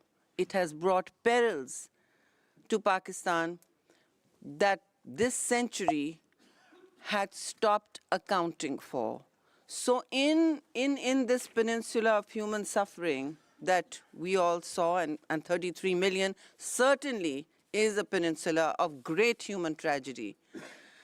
What we saw at some points was no antibiotics, a lack of antibiotics, a lack of medicine, a lack of infant food.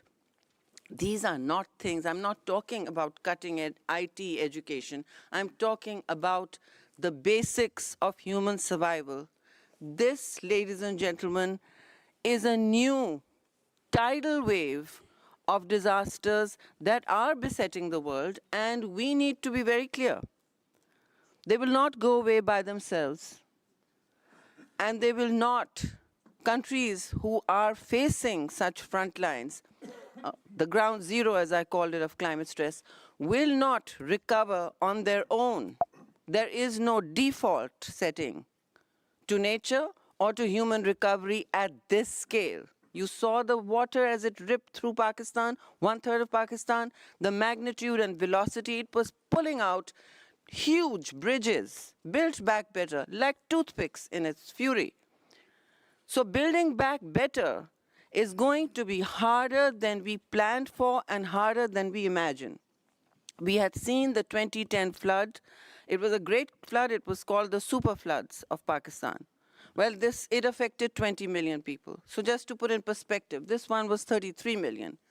We hope and pray and also plan for ensuring that no such bigger disaster overtakes this particular catastrophe, because wrapping one's head around the sheer numbers to service has been a monumental challenge. So everyone has responded, of course, wonderfully, but it is to be remembered that while we are building for resilience, Pakistan lies in one of the largest floodplains of the world.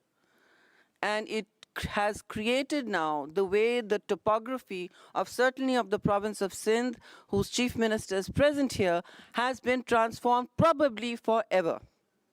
There are lakes that are sitting there, the size, probably over 100 kilometers, impossible to drain for a year, transforming the land we till, the livelihoods that live off it, and of course giving our great Indus River, which has been a lifeline for Pakistan, a new geography. So while we're living in these areas, what I call the axis of vulnerability, it is time to look very hard at how risk management is part of a cascade of ongoing, timely, and agile investments that can build up the defenses, the shields that societies need to stand up to what the Secretary General called the war that nature is waging now on the world. As one of my colleagues said here very ably, Pakistan has been next door to a long war, one of the longest war in the world, and home to a high cohort of refugees. We are a hospitable people, but we are no match, ladies and gentlemen, make no mistake, no match for a war that nature may unleash through no fault of our own. Now, this is not about ascribing responsibility, or this is about burden sharing. We are seeking to build that coalition of the willing to do what the Prime Minister very succinctly stated, to kickstart a strategic reset in how societies think about resilience and sustainability, in how societies work across borders as nation states and people, to create new islands of resilience that grow to become a planet that we can be confident to inhabit for the future without risk.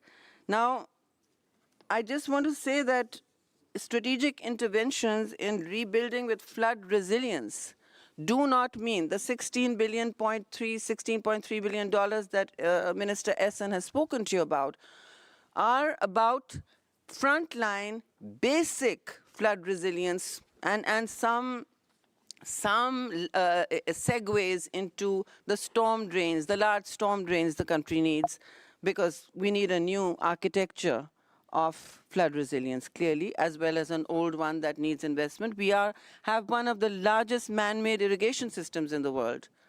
But having said that, and we maintain it very well, but having said that, what is in our way right now? Two things. Capacity, that is technical capacity, the ability to build bankable projects that we are told to compete with on the financing market, because the amount of projectization that is needed is literally the size of 2 or 3 small European countries. So yes, we need the technical capacity, and we need it yesterday.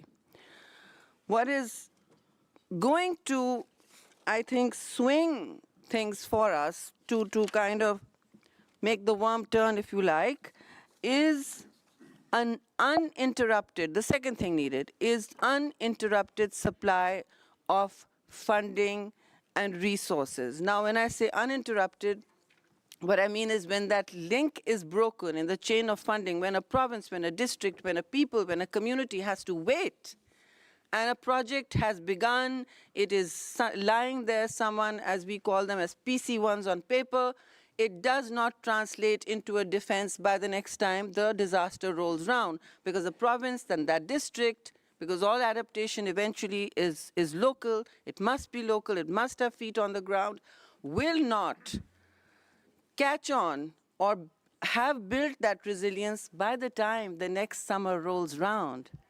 And we have lived through a I did not show you the 2022 climate video that I showed at COP. That was a new archipelago of complete disaster, famines, flash fires, forest fires, floods, and of course the glacial lake outburst floods. They've tripled. We have the largest number of glaciers outside the polar region. They are also melting fast. So we need to create that wall, and I am asking very clearly for that lifeline that will manage, that will help Pakistanis manage predictability for basic survival. And that is really the polycrisis, only way to confront the polycrisis that is hitting us. And yes, that's a new word for the 21st century, because the challenges for the 21st century are entirely new. I just hope, ladies and gentlemen, that we're able to build up the speed and agility to respond with the kind of compassion that is needed and foresight. Thank you very much for your, I think I overspoke. Thank you.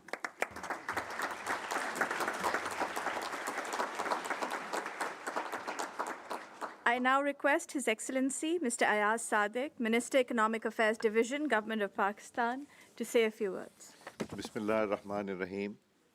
Excellencies, distinguished guests, ladies and gentlemen, good morning and assalamu alaikum. My colleagues have given all details that were necessary to be shared with you, and speaking in the end means we are short of time, and I'm sure we are. So I'll be very brief.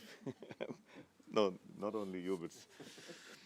So, on behalf of the Government of Pakistan and the Ministry of Economic Affairs, I would like to take this opportunity to extend my profound appreciation to the United Nations for the support in organizing and making excellent arrangements for this very important conference. Since the outset of the floods, as directed by the Prime Minister of Pakistan, the Ministry of Economic Affairs has worked closely with the United Nations in Pakistan and the international development partners for provision of immediate humanitarian relief, assistance, rehabilitation for flood affectees. At the beginning of August 2022, the Ministry of Economic Affairs immediately liaised with the development partners and took steps including establishment of a steering committee comprising of development partners, international, national stakeholders for ensuring better coordination and supervision of humanitarian relief work.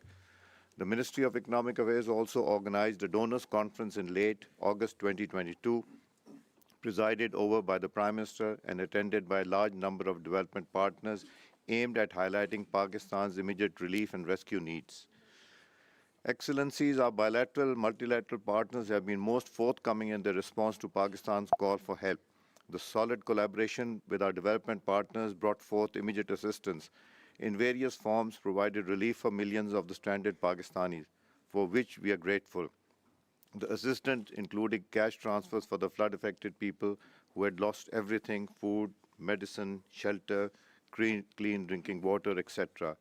Our development partners have always helped Pakistan during the different calamities faced, including the many devastating earthquakes and floods in the past. Although I would have preferred to have thanked each development partner for having supported us during the difficult times, yet that would have taken a lot of the allocated time. The Ministry of Economic Affairs, being the government's main arm for coordinating international assistance, continues to fulfill its role monitoring, supervising the inflow of aid. It is pertinent to mention that Prime Minister of Pakistan has given directions for vigorous scrutiny and monitoring, ensuring complete transparency in the utilization of the valuable assistance provided by our development partners. It is with this promise that we will continue to partner with the international community in implementing the 4RF and planning ahead to meet challenges of climate change. The government of Pakistan looks forward to significant support from its development partners in rebuilding Pakistan in the aftermath of the devastation caused by the floods. In this regard, the Ministry of Economic Affairs Division will adopt a robust system for monitoring and work with the international development partners, ensuring proper follow-up on the assistance pledges made during the conference and the effective and efficient utilization in Pakistan, leading to focused people-centric development and resilient rehabilitation and reconstruction process. I would once again like to express my sincere gratitude to the United Nations for organizing this conference and to the international development partners for their continued support. I tried my best to read as quick as possible, in shorthand in fact, and I've omitted a few things which I wanted to say so that we'll save time. Thank you, co-chairs.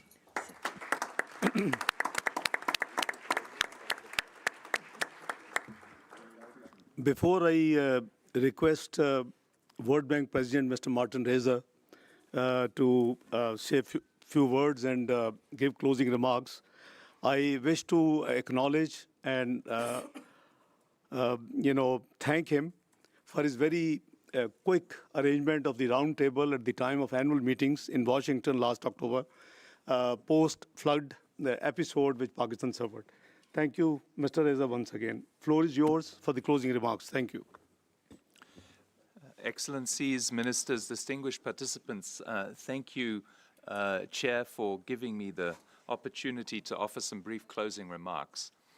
The 2022 floods were an unprecedented disaster, as I was able to witness firsthand in Sindh province last September. Let me begin by congratulating the ministers and all the Pakistani authorities for your leadership and speed, both at the federal and provincial levels, in the immediate relief and humanitarian response.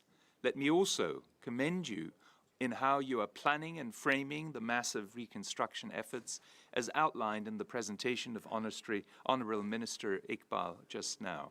The World Bank has worked closely with the Asian Development Bank, the European Union, and the United Nations in supporting the preparation of the post-disaster needs assessment and parts of the resilient recovery, rehabilitation, and reconstruction framework, the 4RF. And I trust I speak also on behalf of all of us in thanking you for the good partnership.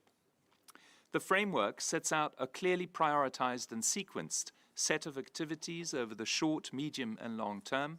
Its ambition matches the sheer magnitude of the disaster that has hit your country, including through the PDNA's estimates of damages and losses. We welcome the fact that the first strategic objective of the 4RF relates to the governance, institutional transparency, and capacity aspects of the reconstruction effort. These will be absolutely essential to make the reconstruction journey a success, and you can count on all of us to support you to implement these principles and help ensure a well-targeted, efficient, and transparent reconstruction process. The 4RF document represents an important foundation for our joint efforts over the coming months and years. I understand it is a living document which will be enriched as specific reconstruction projects crystallize further.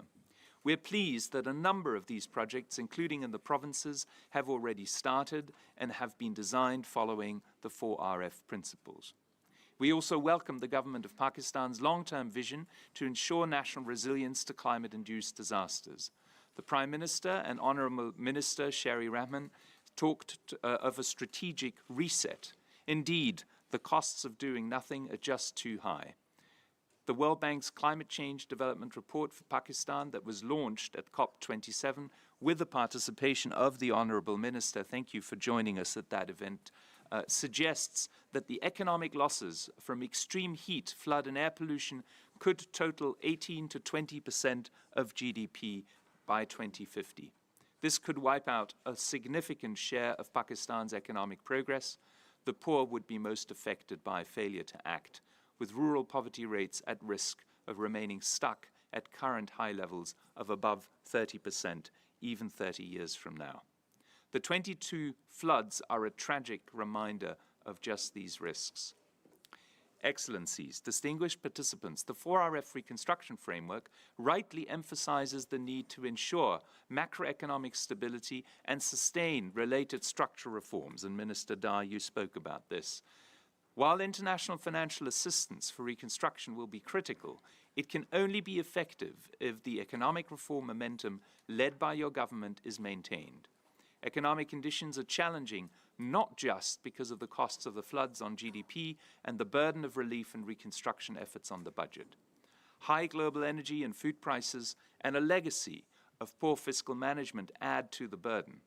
New spending for flood relief and recovery must therefore be balanced with the need to keep spending within sustainable limits. This can only happen if relief and recovery efforts are carefully targeted towards those most in need. Over the medium term, a truly resilient recovery would not be possible without additional fiscal and structural reforms. This is the time to reduce leakages and losses in expenditure, for instance in the power sector, that are weakening public finances, to address the inefficiencies that are muting investments and exports, and to better target social support to those most in need, and to make sure that those that are most fortunate in society and all sectors contribute to this national reconstruction effort through more progressive, wider-based taxation. Ladies and gentlemen, as the Prime Minister has emphasized, Pakistan has shown incredible resilience throughout its 75-year history. We trust that it is in these moments of national tragedy that your country will come together, as it has come today with the welcome presence of both federal and provincial authorities around a national consensus focused on sustainable, inclusive, and resilient development. You can count on the World Bank's continued support as you work to realize this vision and your country's tremendous potential. Thank you very much.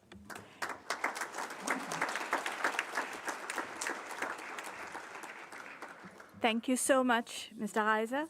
Before we take a coffee break, please bear with me for a minute for just some housekeeping practical announcements. Lunch will be served one floor above at the mezzanine floor, level 2, the entrance level.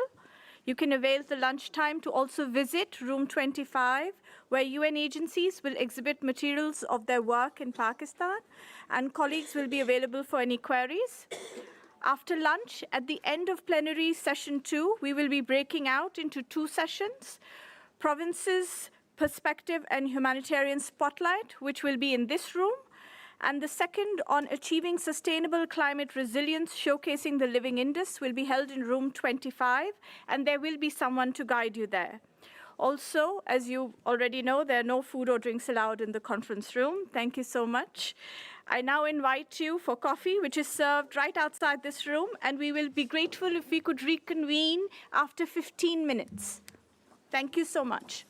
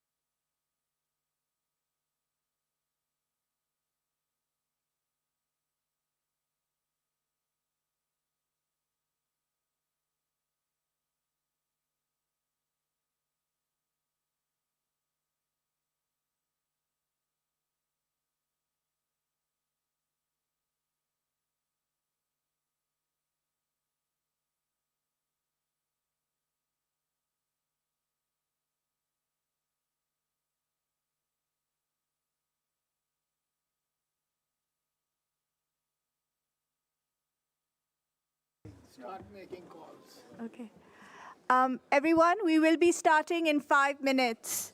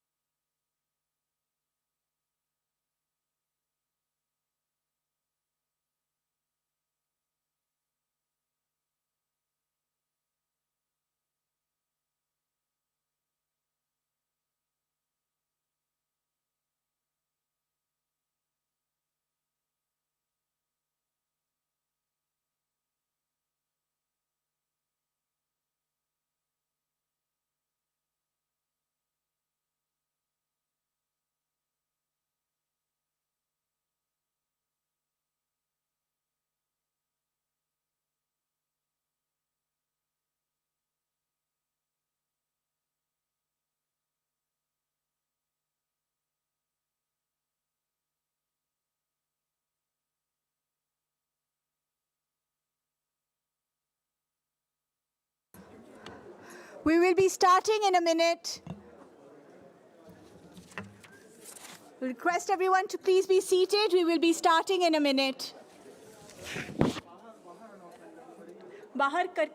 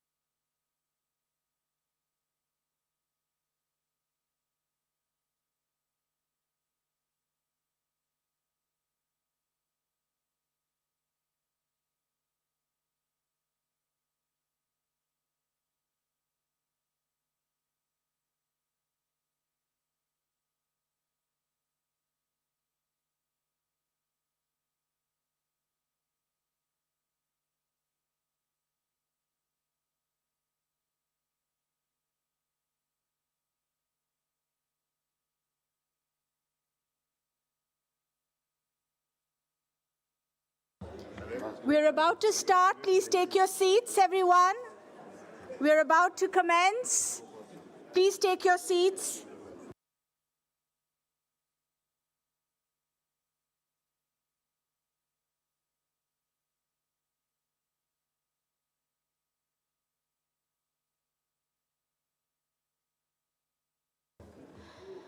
We're just waiting for you to take your seats so that we can start the session.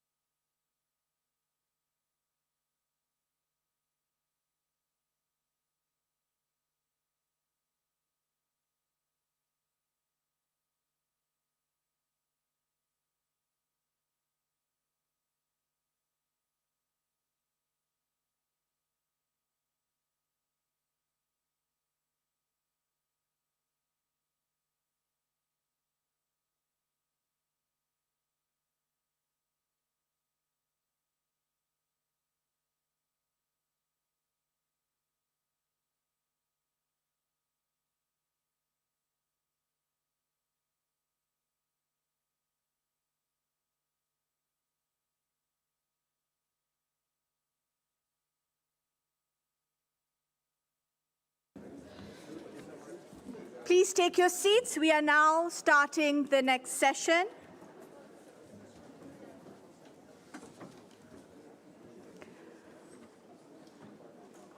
We are now starting the plenary session 2, which is being co-chaired by His Excellency Mr. Bilawal Bhutto Zardari, Minister for Foreign Affairs of the Islamic Republic of Pakistan, and His Excellency Mr.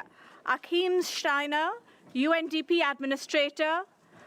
And we will also listen to our pre-registered speakers during the session. I request the chairs to start the session. Mr. Bilawal Bhutto Zardari, if you could take the floor, please. Thank you. I call to order the preliminary session on partners' announcements of International Conference on a Resilient Pakistan. Excellencies, dear friends, I once again thank all distinguished participants for joining this International Conference on a Resilient Pakistan in Geneva today. I am pleased to co-chair this important session with the UNDP Administrator, and I thank him for his steadfast and continued support. Before opening the floor for statements, allow me to make some brief remarks. Today's moot is a continuation of the urgent efforts jointly mobilized last year by the government of Pakistan and the international community to help our country cope with the devastating impacts of the floods 2022. It is vital that we sustain this critical response and transform it into an integrated, inclusive, and smartly financed plan for a resilient recovery, rehabilitation, and reconstruction that is responsive to the needs of the affected population. Earlier today in this conference, we heard leadership visions for building a resilient Pakistan as articulated by the Honorable Prime Minister of Pakistan, the UN Secretary General, and as esteemed leaders from countries who have stood shoulder to shoulder with Pakistan this time of need. We also heard the presentation by Pakistan's Ministers and development partners of a dynamic and structured resilient recovery, rehabilitation, and reconstruction framework, the 4RF. These efforts require massive and long-term investment of expertise, capacities, and financial resources necessary for any resilience-building initiative to be sustainable, and meaningful.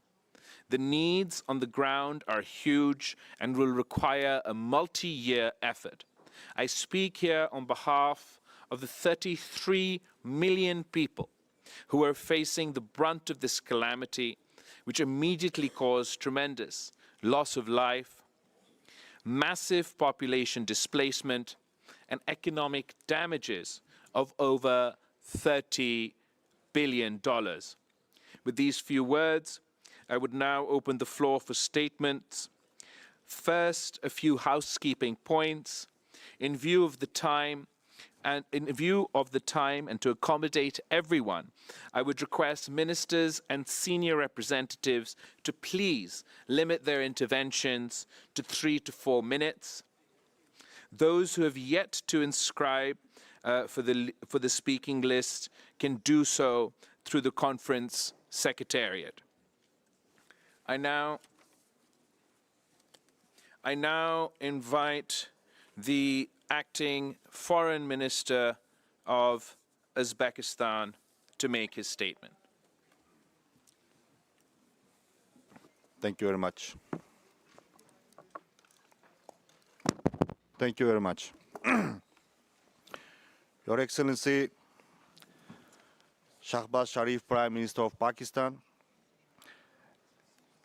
Excellency Bilawal Bhutto Zardari, Excellencies, distinguished guests, and heads of delegations, ladies and gentlemen. allow me to express my sincere appreciation to the United Nations and the government of Pakistan for the organization of such an important forum. Today's summit is dedicated to one of the most urgent problems of our time, finding an effective response to the consequences of global climate change, in particular, adaptation and climate resilience of Pakistan. The processes of climate change have acquired a global character and are increasingly affecting development and security of all mankind. They endanger food production and increase the risk of natural disasters on an unprecedented scale. Developing countries are feeling the consequences most acutely. If the global community does not take the decisive action today to address this global challenge, subsequent adaptation to climate change will require much more effort and cost. The consequences of climate change are also acute in Central Asia. In our region, the increase in average annual air temperatures is twice the rate of global warming. This process is accompanied by an increase in weather extremes, low water, an increase in the number of dust storms, land salinity, formation of mudflows and floods, and an increase in droughts. Central Asia is also facing the growing negative impact of the drying up of the Aral Sea, an environmental catastrophe on a global scale.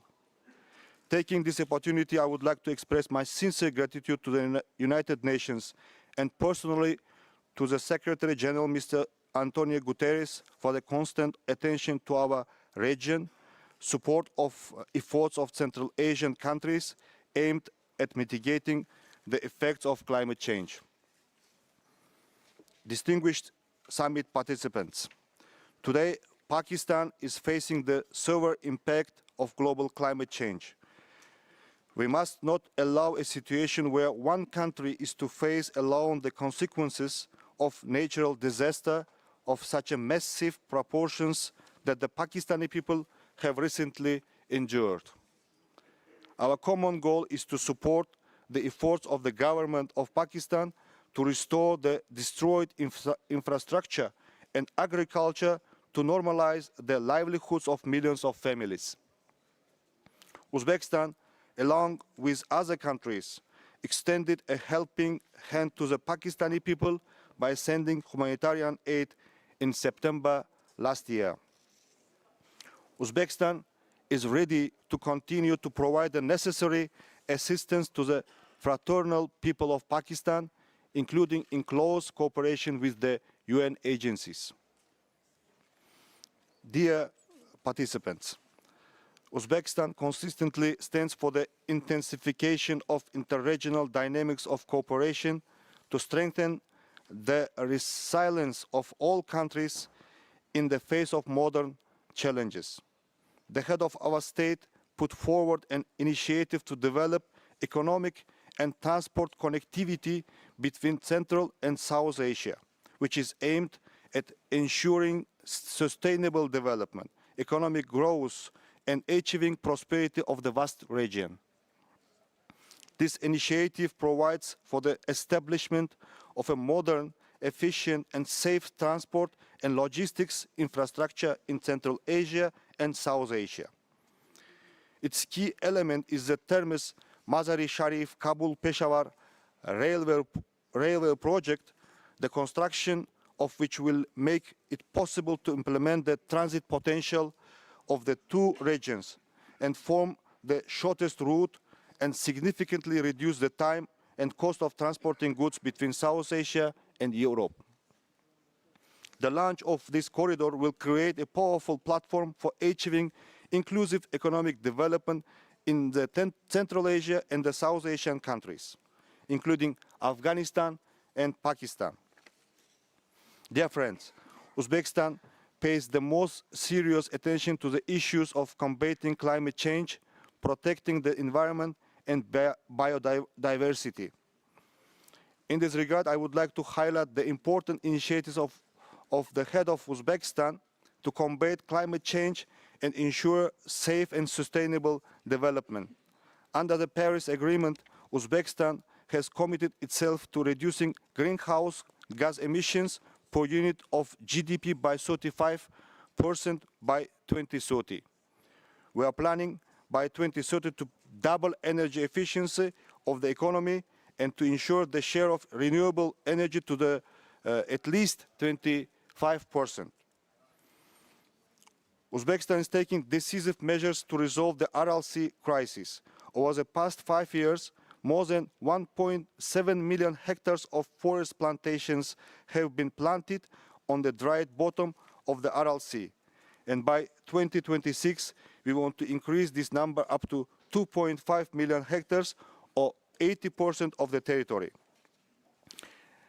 At the initiative of Uzbekistan by the UN General Assembly adopted the resolution declaring the RLC region a zone of environmental innovations and technologies.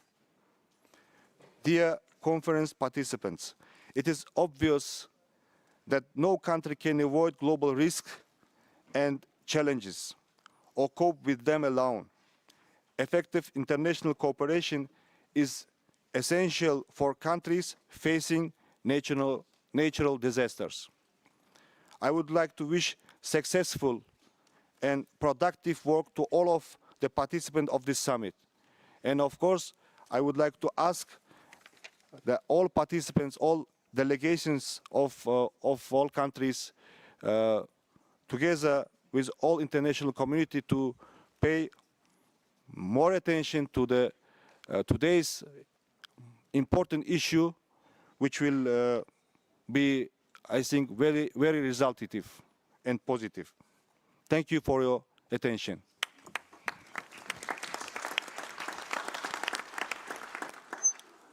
I thank the Foreign Minister of Uzbekistan for his remarks, and now I request Her Excellency, the Minister of Climate Change and Environment of the United Arab Emirates, to share her remarks. Thank you. Your Excellencies, distinguished guests, ladies and gentlemen, I would like to express my sincere appreciation to the government of Pakistan and the United Nations for co-hosting this important event, one which reflects the solidarity of the international community with our brothers and sisters in Pakistan and with all the people of the world in the face of a shared and mighty challenge. Climate change is a threat we all face, one which must be met with a collective response, the kind of response that can only be kindled and forged through critical gatherings such as this one. It casts a shadow across all nations and continents, one with implications beyond the moment itself, for poverty and food, water and livelihood security, migration and forced displacement, loss of cultural identity, and so much more. Together, side by side, we will conceive, design, and deliver the strategies that will build resistance while enabling rehabilitation and ensuring reconstruction. Together, side by side, we will fill and find in one another the stamina and strength, the courage and creativity, our unshakable humanity, and redouble our commitment to the health and well-being of people and planet. I commend Pakistan wholeheartedly for its dignity in the face of adversity, for its extraordinary and inspiring response to the terrible and unprecedented floods of 2022, for showing a duty of care for its people that resonates with our own and guides our every action at home and abroad. The UAE was one of the first responders to launch a nationwide We Stand Together initiative in solidarity with Pakistan. We sent 71 planes and 6 ships with more than 8,000 tons of assistance, including food, health, shelter, and non-food items, support worth more than $80 million, and from which more than 6.5 million families benefited. In the last 5 years alone, the UAE has provided no less than $2.4 billion in humanitarian and development aid to Pakistan. Since 2014, through the UAE-Pakistan Assistance Program, we have succeeded in delivering more than 647 million doses of the polio vaccine to 119 million children across the country. Moving forward with the Global Polio Eradication Initiative, we have committed additionally US $53 million from 2023 to 2026 for Pakistan to protect the health of its youth while unlocking greater opportunities for generations not yet born. Dear friends, in the United Arab Emirates, we recognize that humanitarian aid, as critical as it is not the long-term solution to the situation in which we all find ourselves, endangered on all sides and shores by climate change. Facing public health catastrophes with the potential to dwarf even the worst of what we have known before is a must. It is in the sheer knowledge of the severity of this challenge and the magnitude of the response we must manifest together that the UAE prepares to assume the presidency of COP28 in November this year for everyone, for all nations, from those accustomed to being heard to those typically underrepresented on the global stage, for businesses and the private sector, which will play an essential role in economic diversification through adoption of low-carbon footprint industries as a means to achieving sustainable economic prosperity, for NGOs and academia, for society, you and I, the ones with the awareness and the agency, but more importantly, the ones with the power to change the future for ourselves and for 8 billion others. Ladies and gentlemen, resilience is one part of the puzzle, mitigation another. Yet we can't just seek to protect what we have. We must build what we need. Pakistan, we stand by you, and you can count on us. Thank you.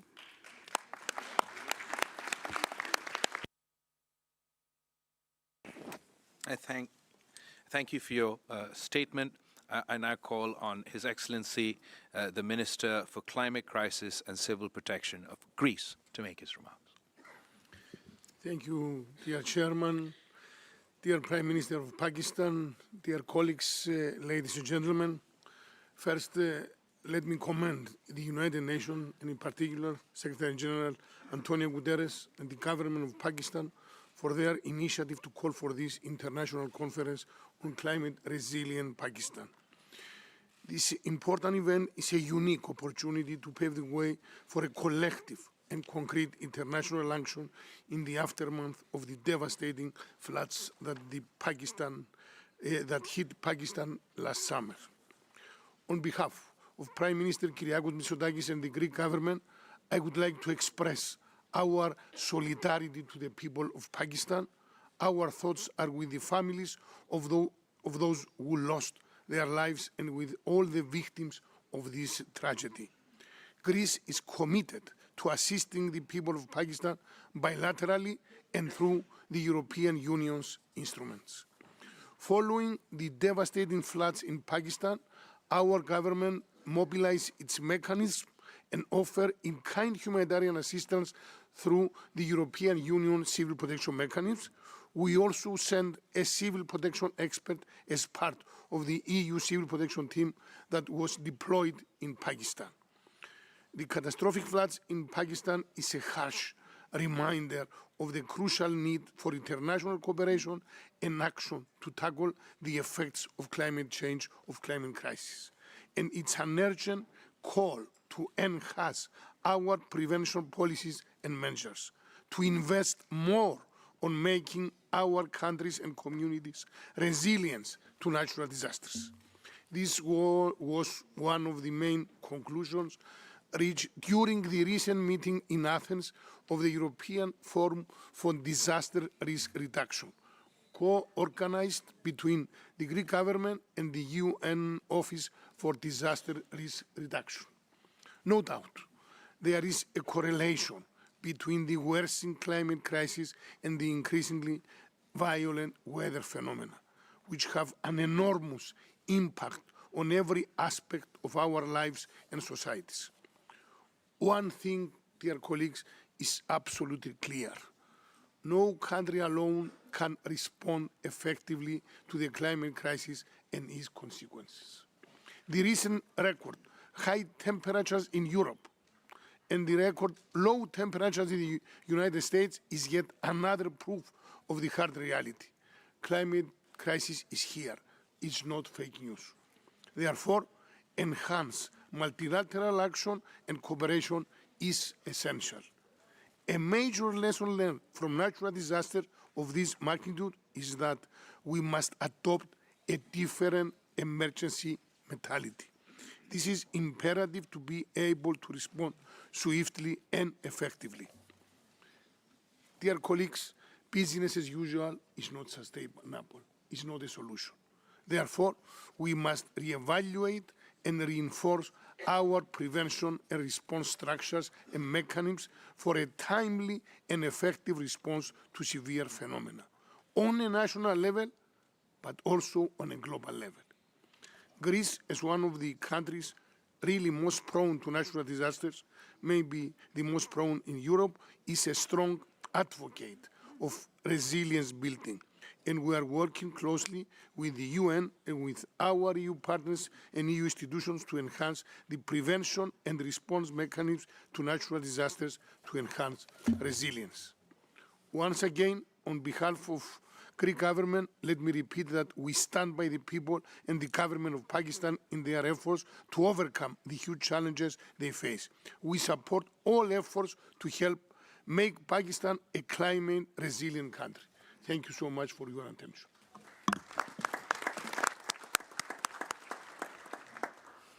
Thank you, Your Excellency, for your remarks. I now call on His Excellency, the State Minister for Foreign Affairs of Qatar. بسم الله الرحمن الرحيم. سعادة السيد محمد شهباز شريف رئيس وزراء جمهورية باكستان الإسلامية الشقيقة، أصحاب السعادة السيدات والسادة، يشرفنا بداية أن ننقل لكم تحيات حضرة صاحب السمو الشيخ تميم بن حمد آل ثاني أمير دولة قطر، مقرونة بأطيب التمنيات بأن تكلل أعمال هذا المؤتمر الدولي بالنجاح وتحقيق الأهداف التي ينشدها، ونثمن الجهود المقدرة لجمهورية باكستان الإسلامية الشقيقة والأمم المتحدة على المشاركة في استضافة هذا المؤتمر الهام، ويسعدنا المشاركة فيه. أصحاب السعادة، ينعقد المؤتمر اليوم في وقت لا تزال فيه الأزمة المناخية تتصدر الأولوية على رأس جدول الأعمال العالمي، حيث تواصل تداعياتها السلبية إلحاق أضرار فادحة بمختلف القطاعات والتأثير على مئات الملايين من البشر حول العالم. ومن بالغ الحزن والأسى رؤية حجم الكارثة المأساوية والخسائر في الأرواح ومشاهد الدمار الأليمة التي تسببت فيها الفيضانات في جمهورية باكستان الإسلامية، وما يجسده ذلك من مآسي وتشريد ومعاناة لشعب باكستان الشقيق. ولعل حجم هذه الكارثة المأساوية هو بمثابة دليل وتذكير بأن تغير المناخ لا يزال يشكل تهديداً وجودياً، ويؤكد على أهمية التعاون والتضامن الدوليين واتخاذ الإجراءات العاجلة للتصدي لتحديات مصيرنا المشترك.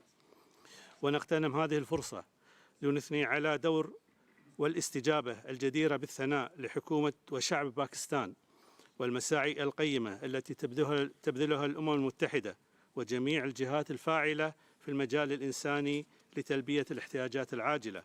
ونشيد أيضا بالجهود المبذولة لإعداد تقييم ما بعد الكوارث. أصحاب السعادة، لطالما أولت دولة قطر حيزاً كبيراً من اهتماماتها لمسألة الشراكة والتعاون الدولي، وإدراك من بلادي بأهمية التعاون المتعدد الأطراف والالتزام بالقيم المستندة إلى مبادئ التكاتف والشراكة، فإن دولة قطر لم تدخر جهداً في الوقوف والتضامن الكامل مع جمهورية باكستان الإسلامية الشقيقة حكومة وشعبا، وتقديم المساعدات الإغاثية العاجلة لدعم المتضررين من الفيضانات. ويسعدنا أن نشير بأنه وبتوجيهات من حضرة صاحب السمو شيخ تميم بن حمد آل ثاني أمير دولة قطر، قدم صندوق قطر للتنمية الدفعة الأولى من مساعدات الإغاثة العاجلة للمتضررين من الفيضانات. كما انطلقت في شهر سبتمبر الماضي أولى رحلات الجسر الجوي الذي خصصته دولة قطر لدعم جمهورية باكستان لمواجهة الفيضانات، والمجهز بآليات متخصصة بعمليات البحث والإنقاذ إلى جانب فريق طبي بمعدات طبية متكاملة. أصحاب السعادة السيدات والسادة، من منطلق التزامنا الراسخ بروح التعاون والتضامن الدوليين ودورهما الهام في التخفيف من أعباء الأزمات وأهمية تلبية الاحتياجات والأولويات في مراحل الإصلاح والإعمار في أعقاب الفيضانات المدمرة، ومواصلة تكثيف الجهود وحشد الدعم والمساعدة لباكستان. يسعدنا أن نعلن اليوم عن تقديم دولة قطر دعم بإجمالي 25 مليون دولار أمريكي لباكستان. ختاما نعرب عن تضامن دولة قطر الكامل مع حكومة وشعب باكستان، ولن نألو جهدا لمواصلة دعم الجهود المبذولة للتعافي والتخفيف من وطأة هذه الكارثة غير المسبوقة. شكرا لكم الاستماع، والسلام عليكم ورحمة الله وبركاته.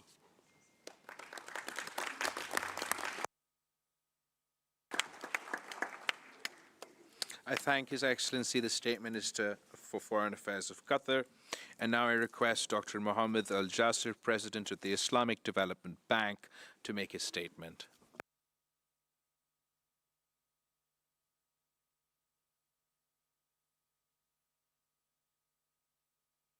Thank you very much, Mr. Minister. Bismillah ar-Rahman ar-Rahim. Your Excellency, Mr. Muhammad Shahbaz Sharif, Prime Minister of the Islamic Republic of Pakistan, distinguished heads of international development institutions, ministers and ambassadors, excellencies, ladies and gentlemen, Assalamu alaikum wa rahmatullahi wa barakatuh. Let me at the outset commend the United Nations Secretary General, Mr. Guterres, and the Prime Minister of Pakistan for convening this important conference on climate resilient Pakistan. Pakistan is a founding member of the Islamic Development Bank and an important member country. I am deeply concerned about the devastating effects of the unprecedented floods that ravaged Pakistan a few months ago. They have caused significant loss of life and livelihoods, exacerbated food insecurity, and undermined access to basic health services and social infrastructure in Pakistan. As if we needed another proof, this disaster is another wake-up call to the world at large that climate change is the greatest environmental challenge facing the world today and should remain at the top of the global development agenda for many years to come. I believe that climate change is not only an environmental concern, but also a growing threat to sustainable development and poverty reduction in both the short and long term. In response to this situation, the Islamic Development Bank has mainstreamed climate change into its operations. It has incorporated climate adaptation and mitigation measures into the design of all its investments and projects. The aim is to ensure that they contribute towards green, resilient, and sustainable infrastructure and inclusive human capital development. In the last 5 years, an average of 55% of the bank's total commitments to climate action has been dedicated to building climate adaptation and resilience. This is understandable since a significant number of our member countries are among the most vulnerable countries to climate impact and risk in the world. Excellencies, ladies and gentlemen, the bank is committed to increasing the share of climate finance in its overall financing approvals to 35% by 2025. In addition, it has committed at least $13 billion in climate finance under the Arab Coordination Group's climate finance commitment of $24 billion by 2030. In the same vein, the Islamic Development Bank Group has recently approved an ambitious food security response program worth $10.5 billion to address the current global food crisis exacerbated by the climate change. This program comprises immediate to short-term as well as medium to long-term actions. Your Excellencies, on behalf of the Islamic Development Bank Group, I would like to commend the government of Pakistan for adopting the 4R framework focused on resilient recovery, rehabilitation, and reconstruction in the aftermath of the floods. I take this opportunity to reaffirm to Your Excellencies Mr. Prime Minister, that the Islamic Development Bank Group remains committed to supporting Pakistan in enhancing its climate resilience through a systemic approach. To date, the Islamic Development Bank group-wide approvals for Pakistan stand at about $15 billion. The Islamic Development Bank alone has approved nearly $2.7 billion to finance priority sectors, including energy, transport, agriculture, education, and health. Furthermore, the Islamic Development Bank Group is finalizing the country engagement framework, which identifies the overall nature of our cooperation, which defines the overall nature of our cooperation with Pakistan for the period 2023-2025, in line with Pakistan's Vision 2025. In this regard, I am pleased to announce that the Islamic Development Bank Group, as part of contributing to the achievement of Pakistan's climate resilience and development objectives, pledges a financing amount of $4.2 billion over the next 3 years, including $600 million of ordinary capital resources from the Islamic Development Bank. In closing, I am confident that this gathering, inspired by the renowned resilience of the Pakistani people, will help build a better and prosperous Pakistan. Thank you for your kind attention. Wassalamu alaikum wa rahmatullahi wa barakatuh.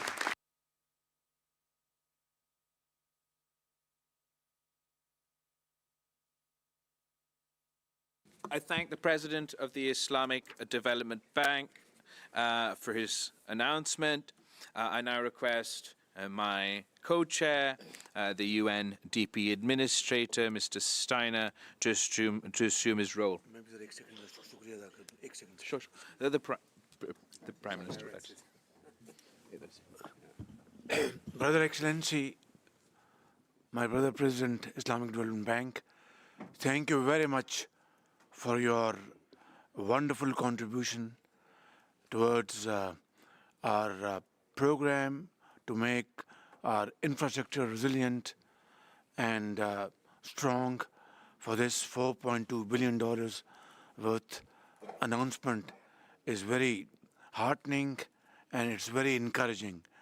Thank you very much for this great support, and I assure you, myself and my government will leave no stone unturned to live up to your expectations and implement this plan in full speed and in letter and spirit.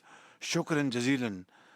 Nana yani mustaideen ay waqt inshallah.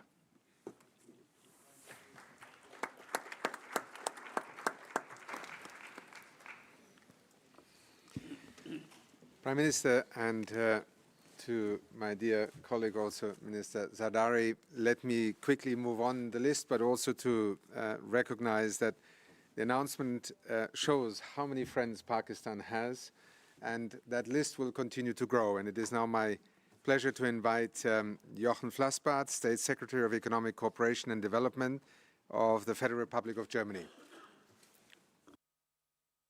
Thank you, co-chairs, UNDP Administrator Achim Steiner, Minister Bhutto Zardari, and also, of course, Prime Minister Sharif.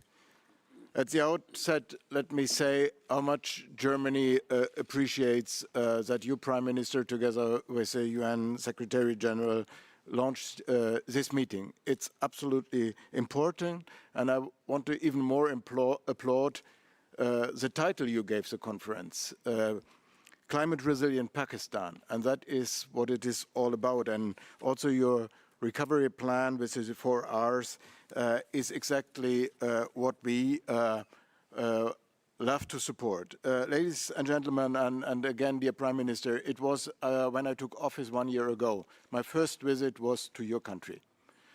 Germany and Pakistan, we share a cooperation that lasts for 60 years.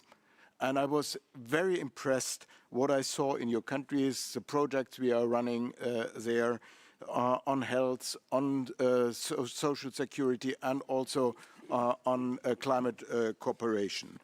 And it was without saying that immediately after the flooding, we decided to help Pakistan.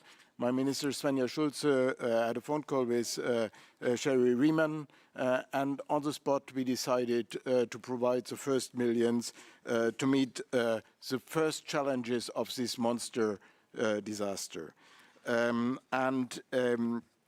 During the last year, we provided 100 million euros to Pakistan, both from my ministry as well as from the Foreign Office. We concentrated on cash transfer to the most vulnerable because they were the ones most affected. The emergency relief equipment. We started to support your first rebuilding of infrastructure, and we gave support to the assistance packages from the World Food Programme, UNICEF, and WHO. In addition to the technical support given by GIZ, that is with a huge portfolio in your country. Ladies and gentlemen, dear friends, Germany definitely is ready to do more. And we will provide at least another 84 million euros in the course of this year. We will have governmental negotiations in May.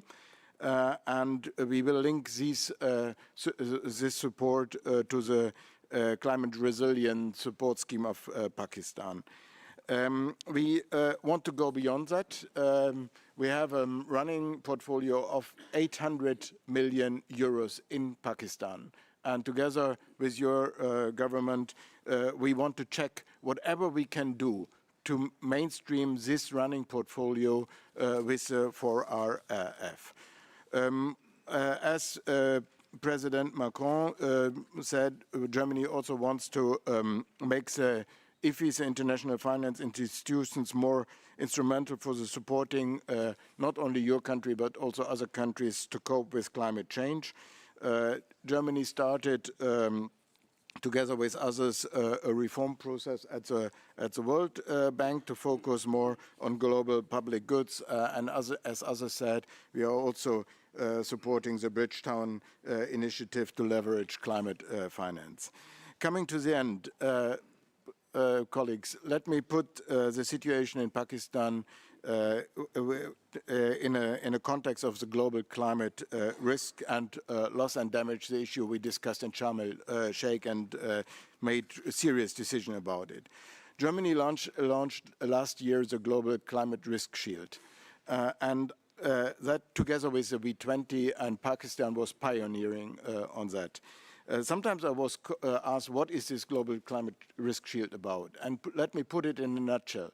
We want that this kind of conferences need not to happen in the future. We don't want to have situations where we have in hectic come together to try to find the dollars and the euros to support affected countries, but we want to have pre-cooked finance for the vulnerable countries. Having said that, Prime Minister, co-chairs, dear friends, I wish this conference all the best, and I will assure you we will be there whenever there is a need to help.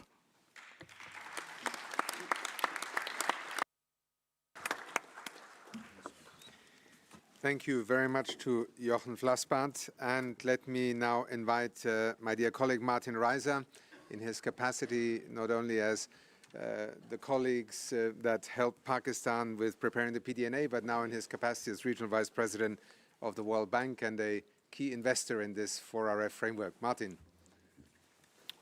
Thank you, Achim.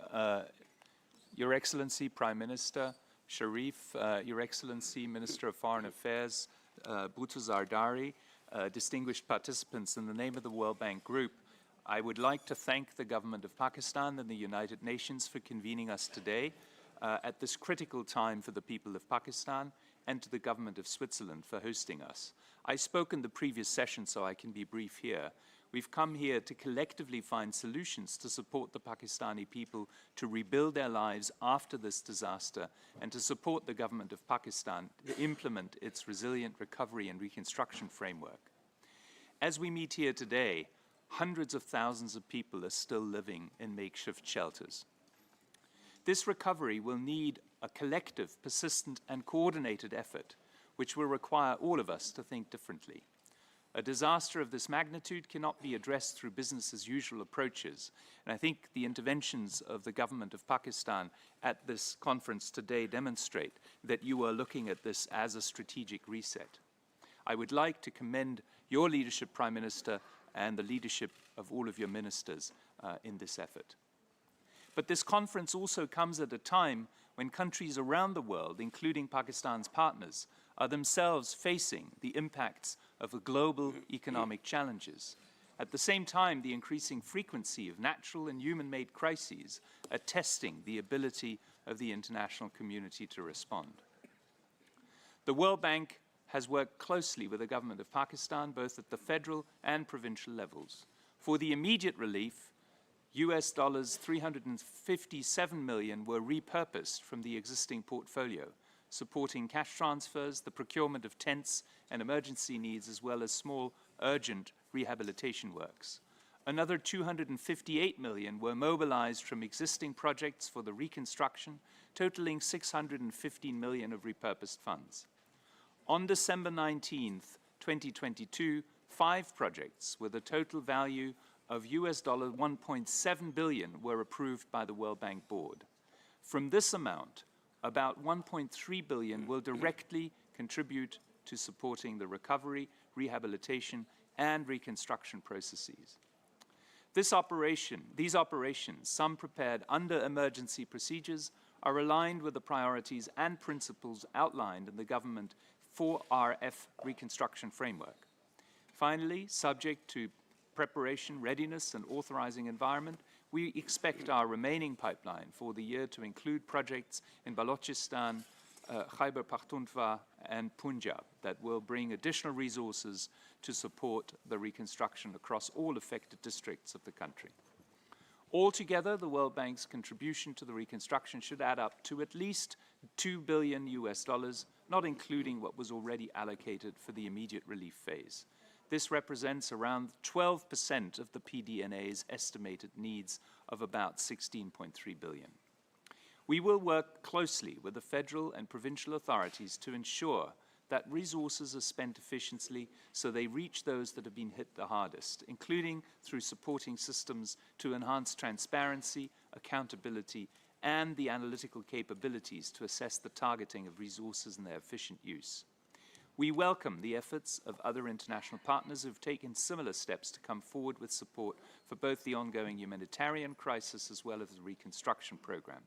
We also welcome the government of Pakistan and United Nations joint initiative to bring us together in an international partner support group for reconstruction. The World Bank intends to be an active member of this group. Distinguished participants, colleagues, the needs are large, the task at hand is complex, but we are committed to raise the level of our engagement to the ambition defined by the 4RF Roadmap for Recovery. In coordination with development partners, we're committed to supporting the federal and provincial governments to help the millions who continue to suffer from these catastrophic floods and build back better towards a climate-resilient Pakistan. Thank you very much.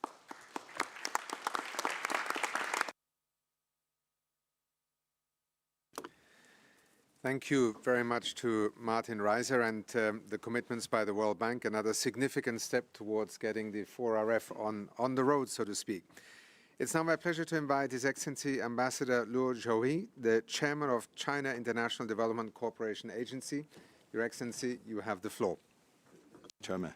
Your Excellency Prime Minister Shahbaz Sharif, Prime Minister Bilawal Zardari, and of course UNDP Administrator Mr. Steiner, distinguished guests, ladies and gentlemen, very good morning. It's really an honor for me to participate in today's conference. I thank the UN and the Pakistani government for co-hosting today's meeting.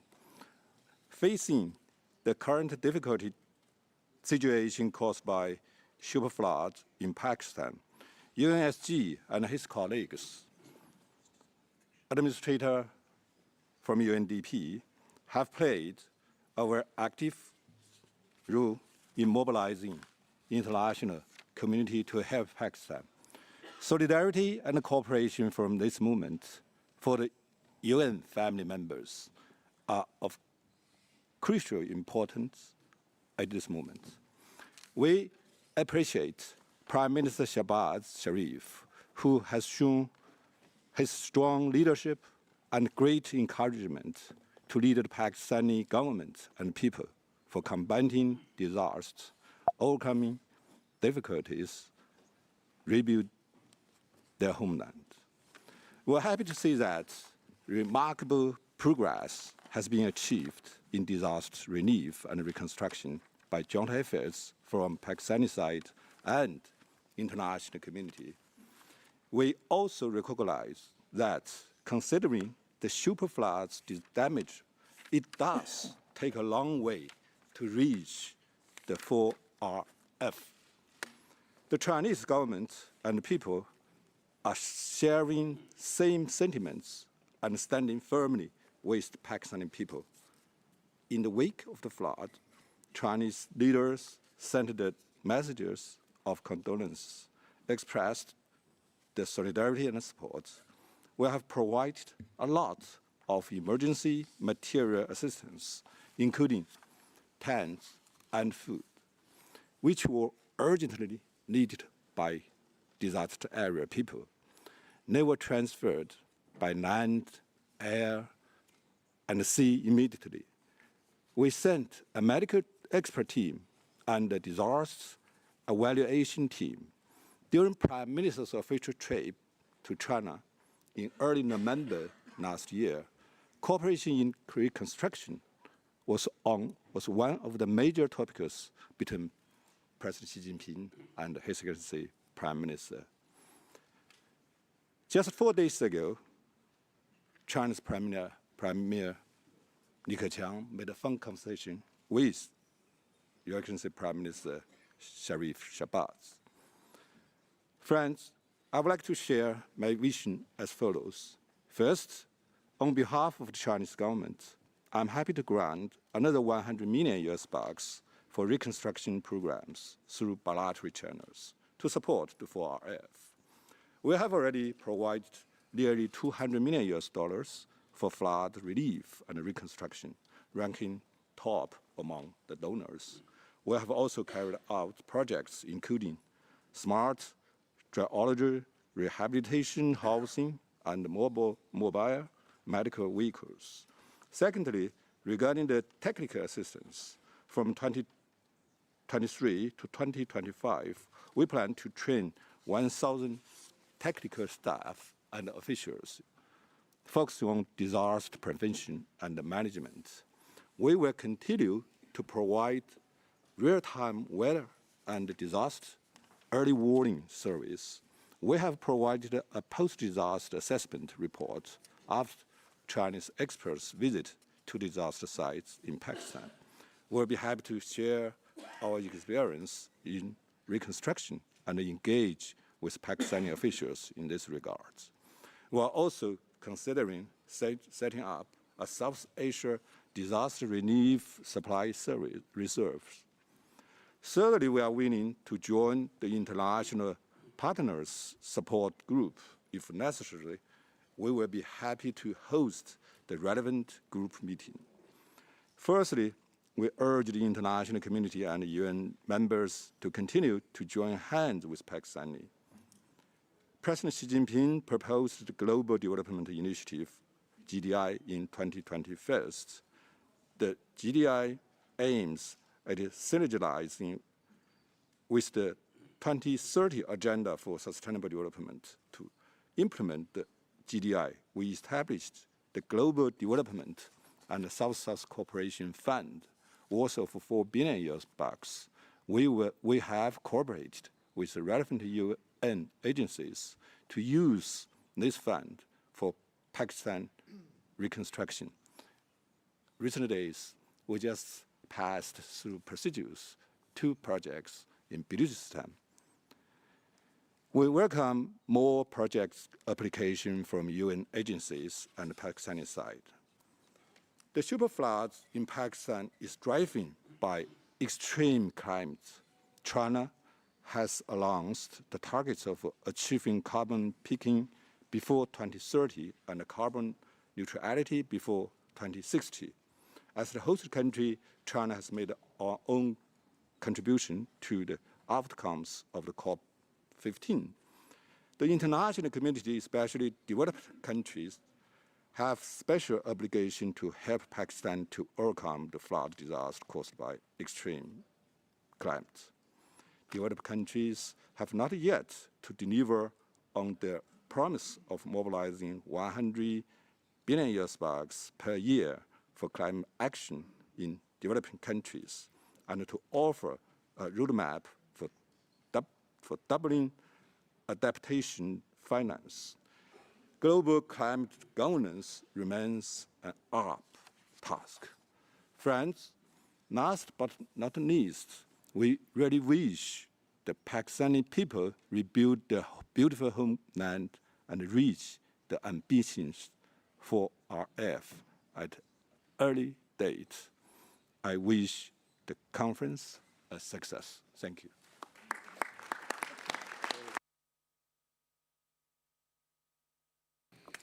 I thank His Excellency Ambassador Liu for the announcement on behalf of the People's Republic of China.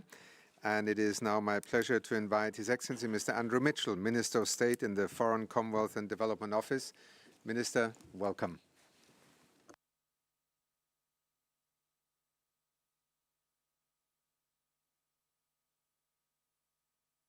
Sorry, the button. You were loud enough without. Prime Minister, I was saying that it's very good to be back representing the UK as the British Development Minister, and I see many old friends here today. The friendship between the United Kingdom and Pakistan is strong, and it is deeply cherished and respected. It is a bond based on shared history and cemented by the relationships between our communities and governments. This will continue to give us strength as we face challenges together, including the terrible effects of climate change. I visited Pakistan following the 2010 floods, just after becoming Britain's Development Minister, and I saw their devastating impact on some of the world's most vulnerable people. I have never forgotten that experience and went straight to the General Assembly in New York from Islamabad to try and raise extra support. We in Britain stood by you then, as we do now. And as the floodwaters rose again last year, the United Kingdom was one of the first countries to respond with urgent aid, including clean water and healthcare for more than 17,000 households.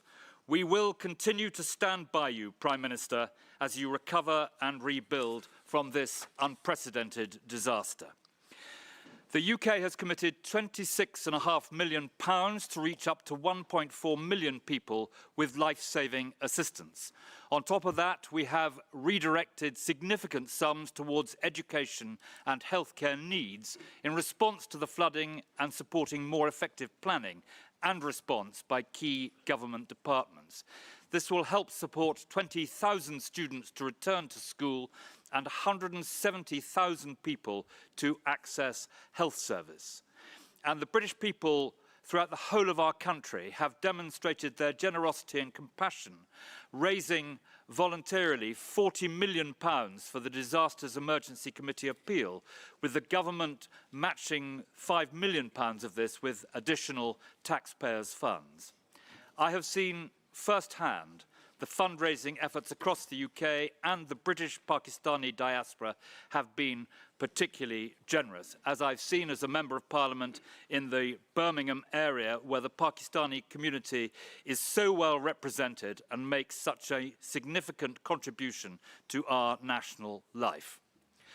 Looking to the future, it is crucial to build defences against weather-related disasters, as our changing climate puts us more and more at risk.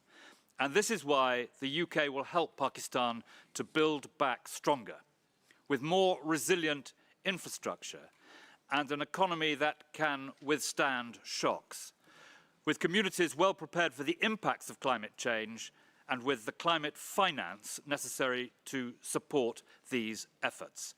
I want to commend the government of Pakistan on its resilient recovery, Rehabilitation and Reconstruction Framework. The UK will work with you to implement it. This help will include technical assistance at provincial and district level to support key government departments in disaster planning, relief coordination, and assessing damage and reconstruction needs. We will also focus on helping to unlock further climate finance following the £55 million pledge we made at COP26, which is supporting climate resilience and adaptation programming in Pakistan, as well as technical assistance for economic reform and disaster management.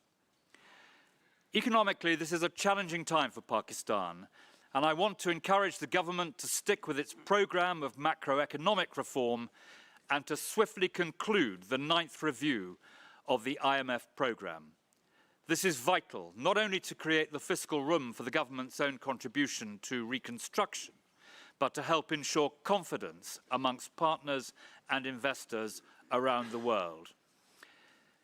Making it easy for all of us to help Pakistan will be that much easier if Pakistani taxpayers are seen to be playing a core part in this effort.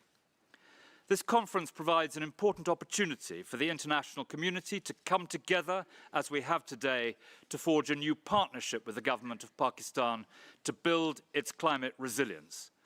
The United Kingdom will be delighted to join the new International Partners Support Group to improve the coordination and transparency of all our efforts to achieve the outcomes in the 4RF.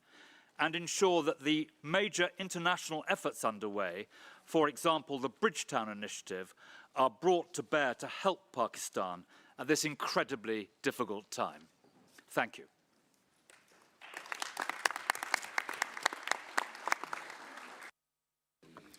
I thank the State Minister of the United Kingdom and have the pleasure to now invite His Excellency. Sorry? I will just leave because I have another point. Yes, no, Prime Minister, you are honoring us by even being here, and we will welcome you back later. Thank you. So, Prime Minister is just excusing himself for a bilateral meeting. It is my pleasure to now invite His Excellency Mr. Akimoto Masatoshi, Parliamentary Vice Minister for Foreign Affairs of Japan. His Excellency Mr. Antonio Guterres, Secretary General of the United Nations. His Excellency Mr. Shahbaz Sharif, Prime Minister of Pakistan. Distinguished delegates, ladies and gentlemen, on behalf of the Government of Japan, I would like to once again express our deepest condolences to the victims of the recent flood in Pakistan, and extend our heartfelt sympathy to those affected.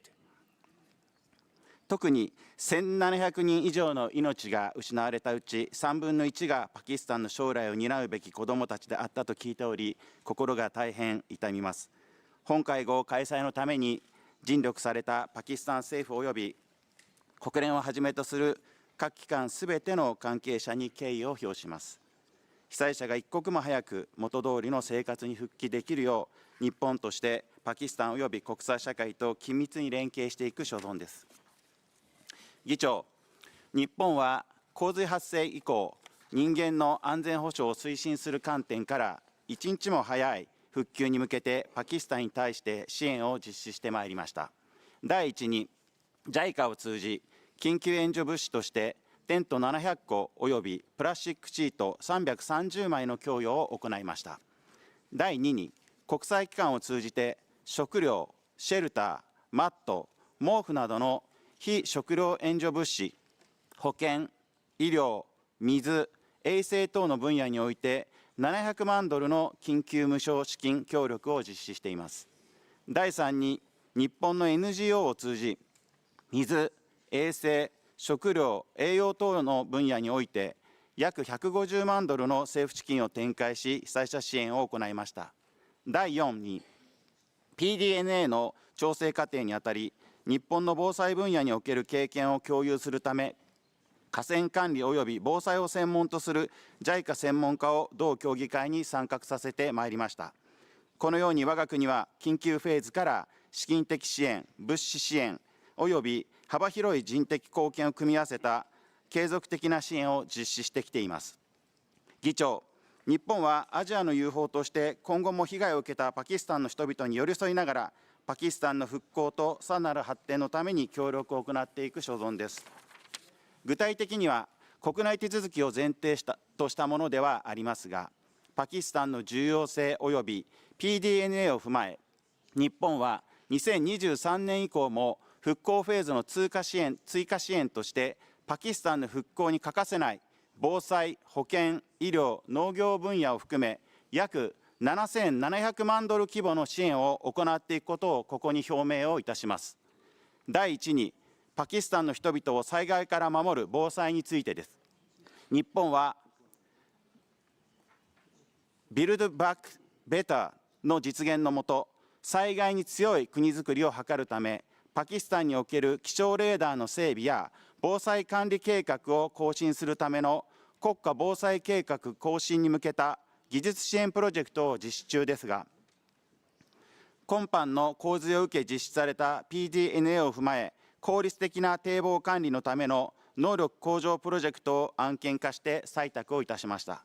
この支援はパキスタンに河川堤防決壊リスクの診断や診断結果に基づく河川管理方法等を技術移転することにより、堤防の維持管理能力の強化を図り、もって同国の洪水発生時の被害削減に資するものであります。このように今後起こり得る災害からパキスタンの人々を守るため、防災分野にかかる協力を展開してまいります。第2に、パキスタンの人々の生命を守る保健医療についてです。日本はパキスタンにおける母子保健分野をはじめ、パキスタンの保健医療分野の協力を長年行ってきました。保健医療施設の整備という社会インフラ支援だけではなく、感染症としてポリオの撲滅のための支援や医療従事者の能力構築も行ってきています。今後、被災地域の保健医療分野を推進するため、医療現場を中心に支援を展開してまいります。また、保健医療に欠かせない水・衛生分野の支援も展開してまいります。第3に、パキスタンの人々の多くが従事しており、主要産業である農業についてであります。日本はこれまでも農業食品及び農業関連産業支援、灌漑、家畜育種改良にかかる支援などを展開してまいりました。日本は今後も気候変動レジリエンスに対する農業アドバイザーや新土州小規模農家生計向上プロジェクトを早期に実施し、専門家を派遣、実施していくほか、被災した地域の農業・畜産分野の復興の一環として国際機関とも連携して支援を展開してまいります。Chairman, Japan will provide assistance to Pakistan to the extent possible. We will extend seamless support from emergency and humanitarian assistance to rehabilitation and reconstruction, as well as cooperation in industrial reconstruction and investment environment development from a mid and long-term perspective. ありがとうございました。Thank you. I thank you.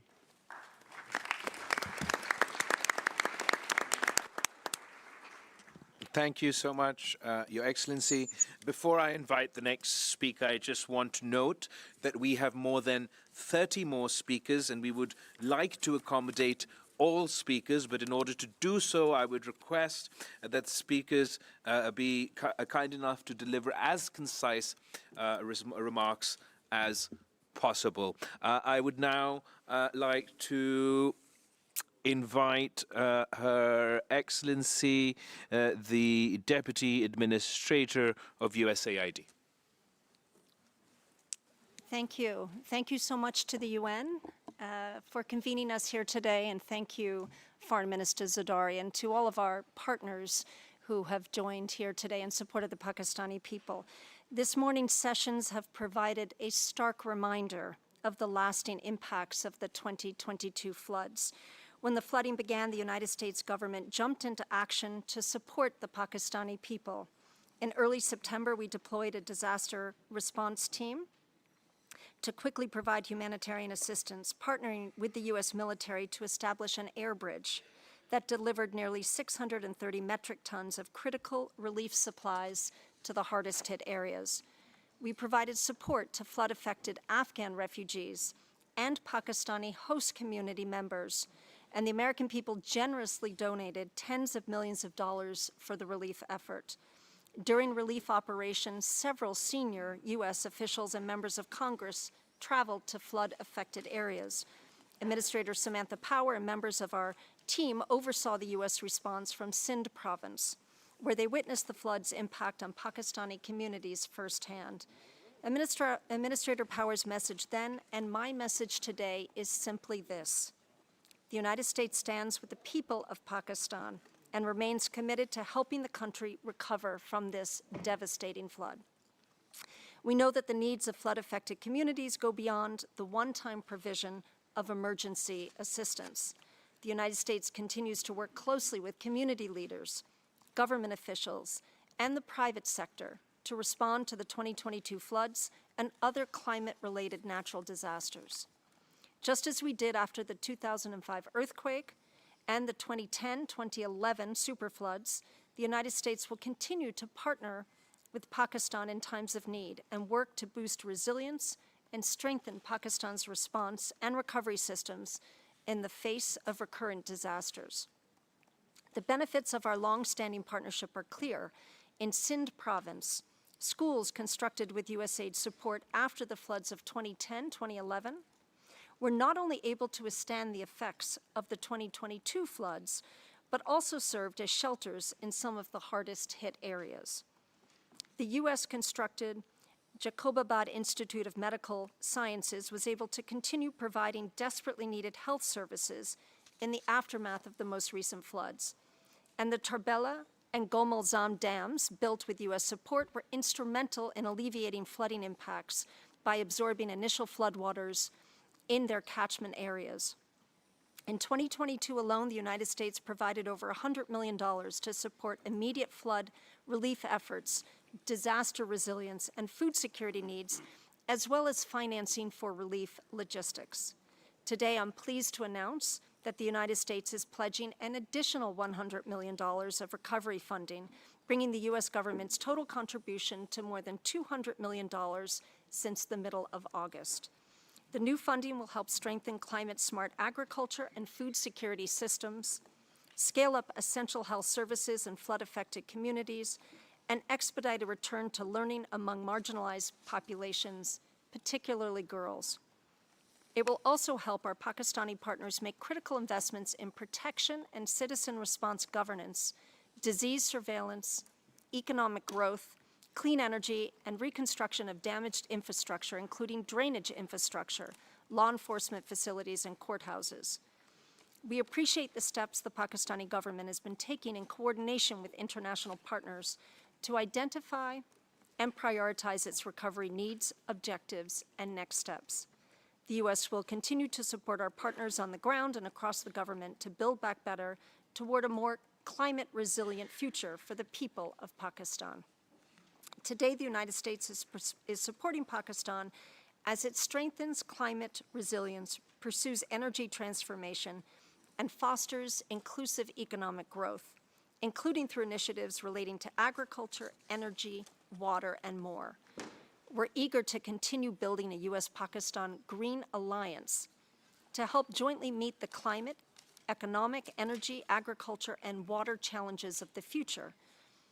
As we continue to support Pakistan's recovery from last year's floods, the U.S. will also continue to work with our Pakistani partners as they undertake further reforms that will strengthen the country's resilience and stability. As the Post-Disaster Needs Assessment and 4RF make clear, Pakistan needs remain immense. I look forward to engaging with Pakistani officials and international partners to hear their perspectives throughout the remainder of this conference. The pledges we're making here today are another mark of the United States' long-standing commitment to the Pakistani people and to communities around the world on the front lines of the climate crisis. Thank you.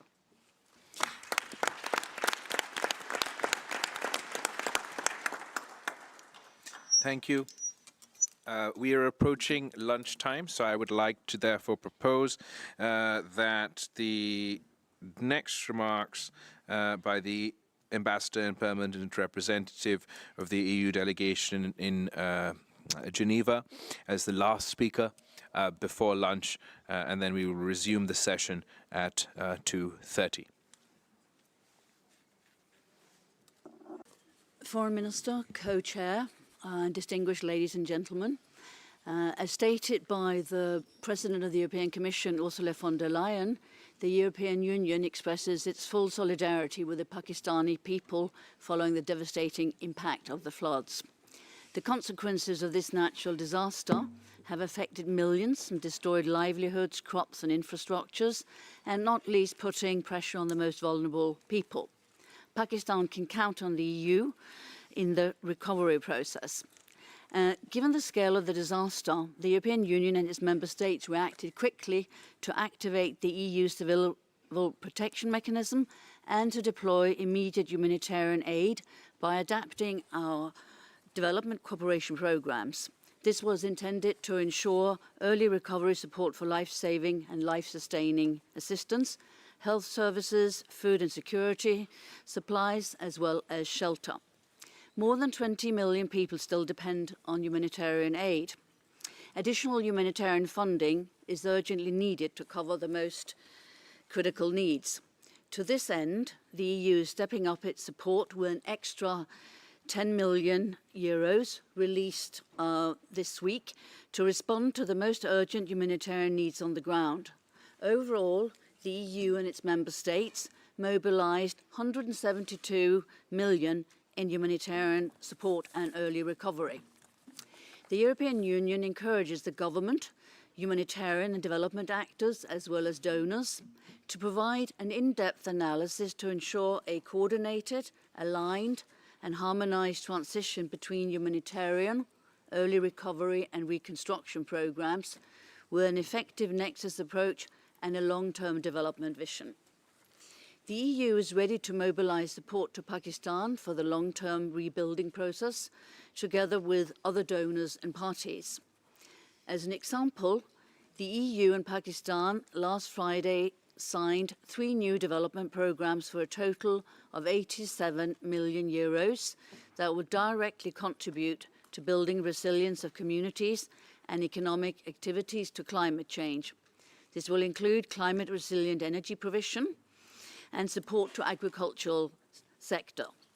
The European Union participated in the post-disaster needs assessment and the recovery framework process and will continue to engage and to support the International Partners Support Group in order to identify appropriate actions, investments, and not least monitor their implementation. International assistance can only prove efficient if the reform momentum is maintained, with measures ensuring a stability-oriented macroeconomic policy, improved revenue collection, and improved expenditure efficiencies. The European Union and the Team Europe total funding amounts to approximately 500 million, including humanitarian funds and grants for new actions addressing the long-term recovery needs and for restructuring efforts promoting a climate-resilient economy in line with the EU's strategy on the global gateway. What we are starting here today is a long-term collective endeavour, and the EU's contribution is likely to increase as the recovery process proceeds, including further funding from European development banks and based on further work on the post-disaster need assessment and detailed 4RF government plan. Let's build back together and strengthen Pakistan's resilience to climate change as part of a strategic reset. Thank you.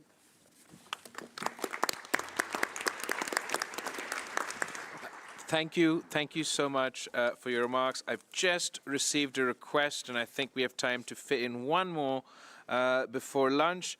I would request the Vice President of the Asian Development Bank to share his remarks before lunch. Thank you so much. Maybe I just shut down the computer, so just a moment. Sorry, yeah. Okay, so respected Minister Zadari and UNDP Administrator, Mr. Akim Steiner, Excellencies, ladies and gentlemen. On behalf of the Asian Development Bank, thank you, Prime Minister of Pakistan, Mohammad Shahbaz Sharif, and Secretary General of the United Nations, Antonio Guterres, for today's conference and your leadership for the critical time. Congratulations on the timely completion of the 4RF derived from the PDNA, which demonstrated the strong leadership of the government of Pakistan with the joint efforts of development partners. The framework forms a strong basis for the government's comprehensive disaster recovery plans with principles and priorities for the future action set out over the short, medium, and long term. We highly commend the ownership of both national and provincial governments are well embedded in the framework. ADB is pleased to be part of this strategic task with the government of Pakistan and other development partners.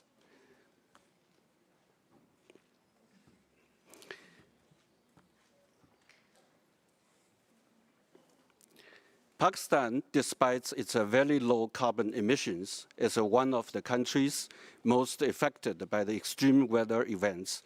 The floods highlighted the importance of building back better with climate resilience. We are very pleased to see the framework reflected the fact that investing in infrastructure alone cannot build resilience. Rather, a concerted, comprehensive, and long-term committed can help to reduce risks. We believe it is critical that reconstruction work shall be coupled with efforts on macroeconomic stabilization and good governance for recovery. It is also important that a climate adaptation ecosystem should be institutionalized across all sectors.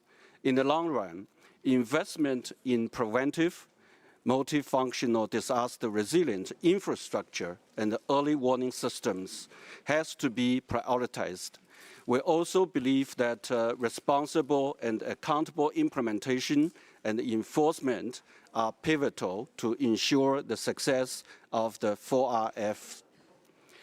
As Asia and the Pacific's climate bank, ADB is aiming to deliver $100 billion in cumulative climate financing by 2030. We've initiated the Energy Transition Mechanism, a scalable market-based approach to accelerate the transition from fossil fuels to clean energy.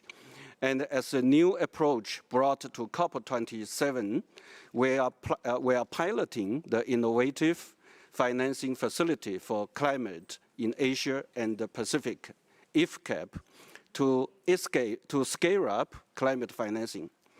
Under this strategy, ADB has acted swiftly to support Pakistan's flood response.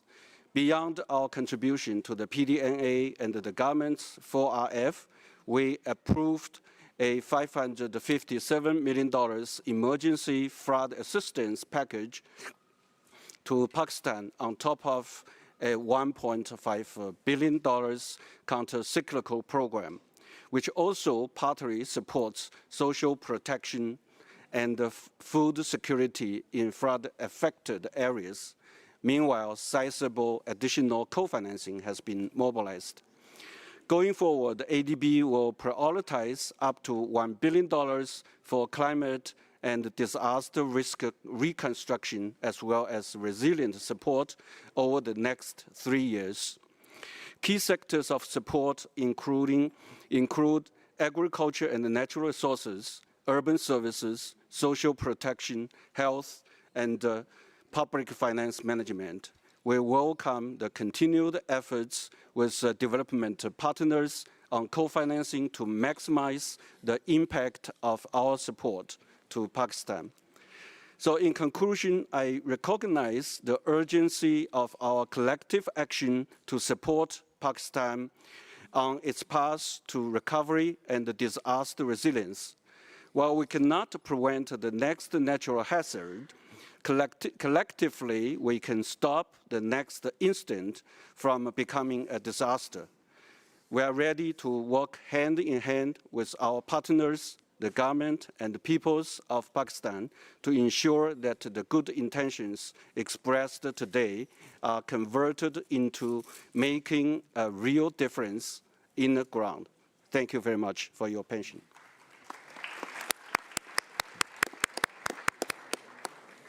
Thank you very much, Mr. Vice President. And with that, we break for lunch, and we'll meet back here at 2:30, inshallah. Thank you, everybody. The lunch is served, the light lunch is served on the mezzanine floor, level 2. There's also an exhibit that you can visit in room 25, and hope to see you at 2:30 sharp. Thank you so much.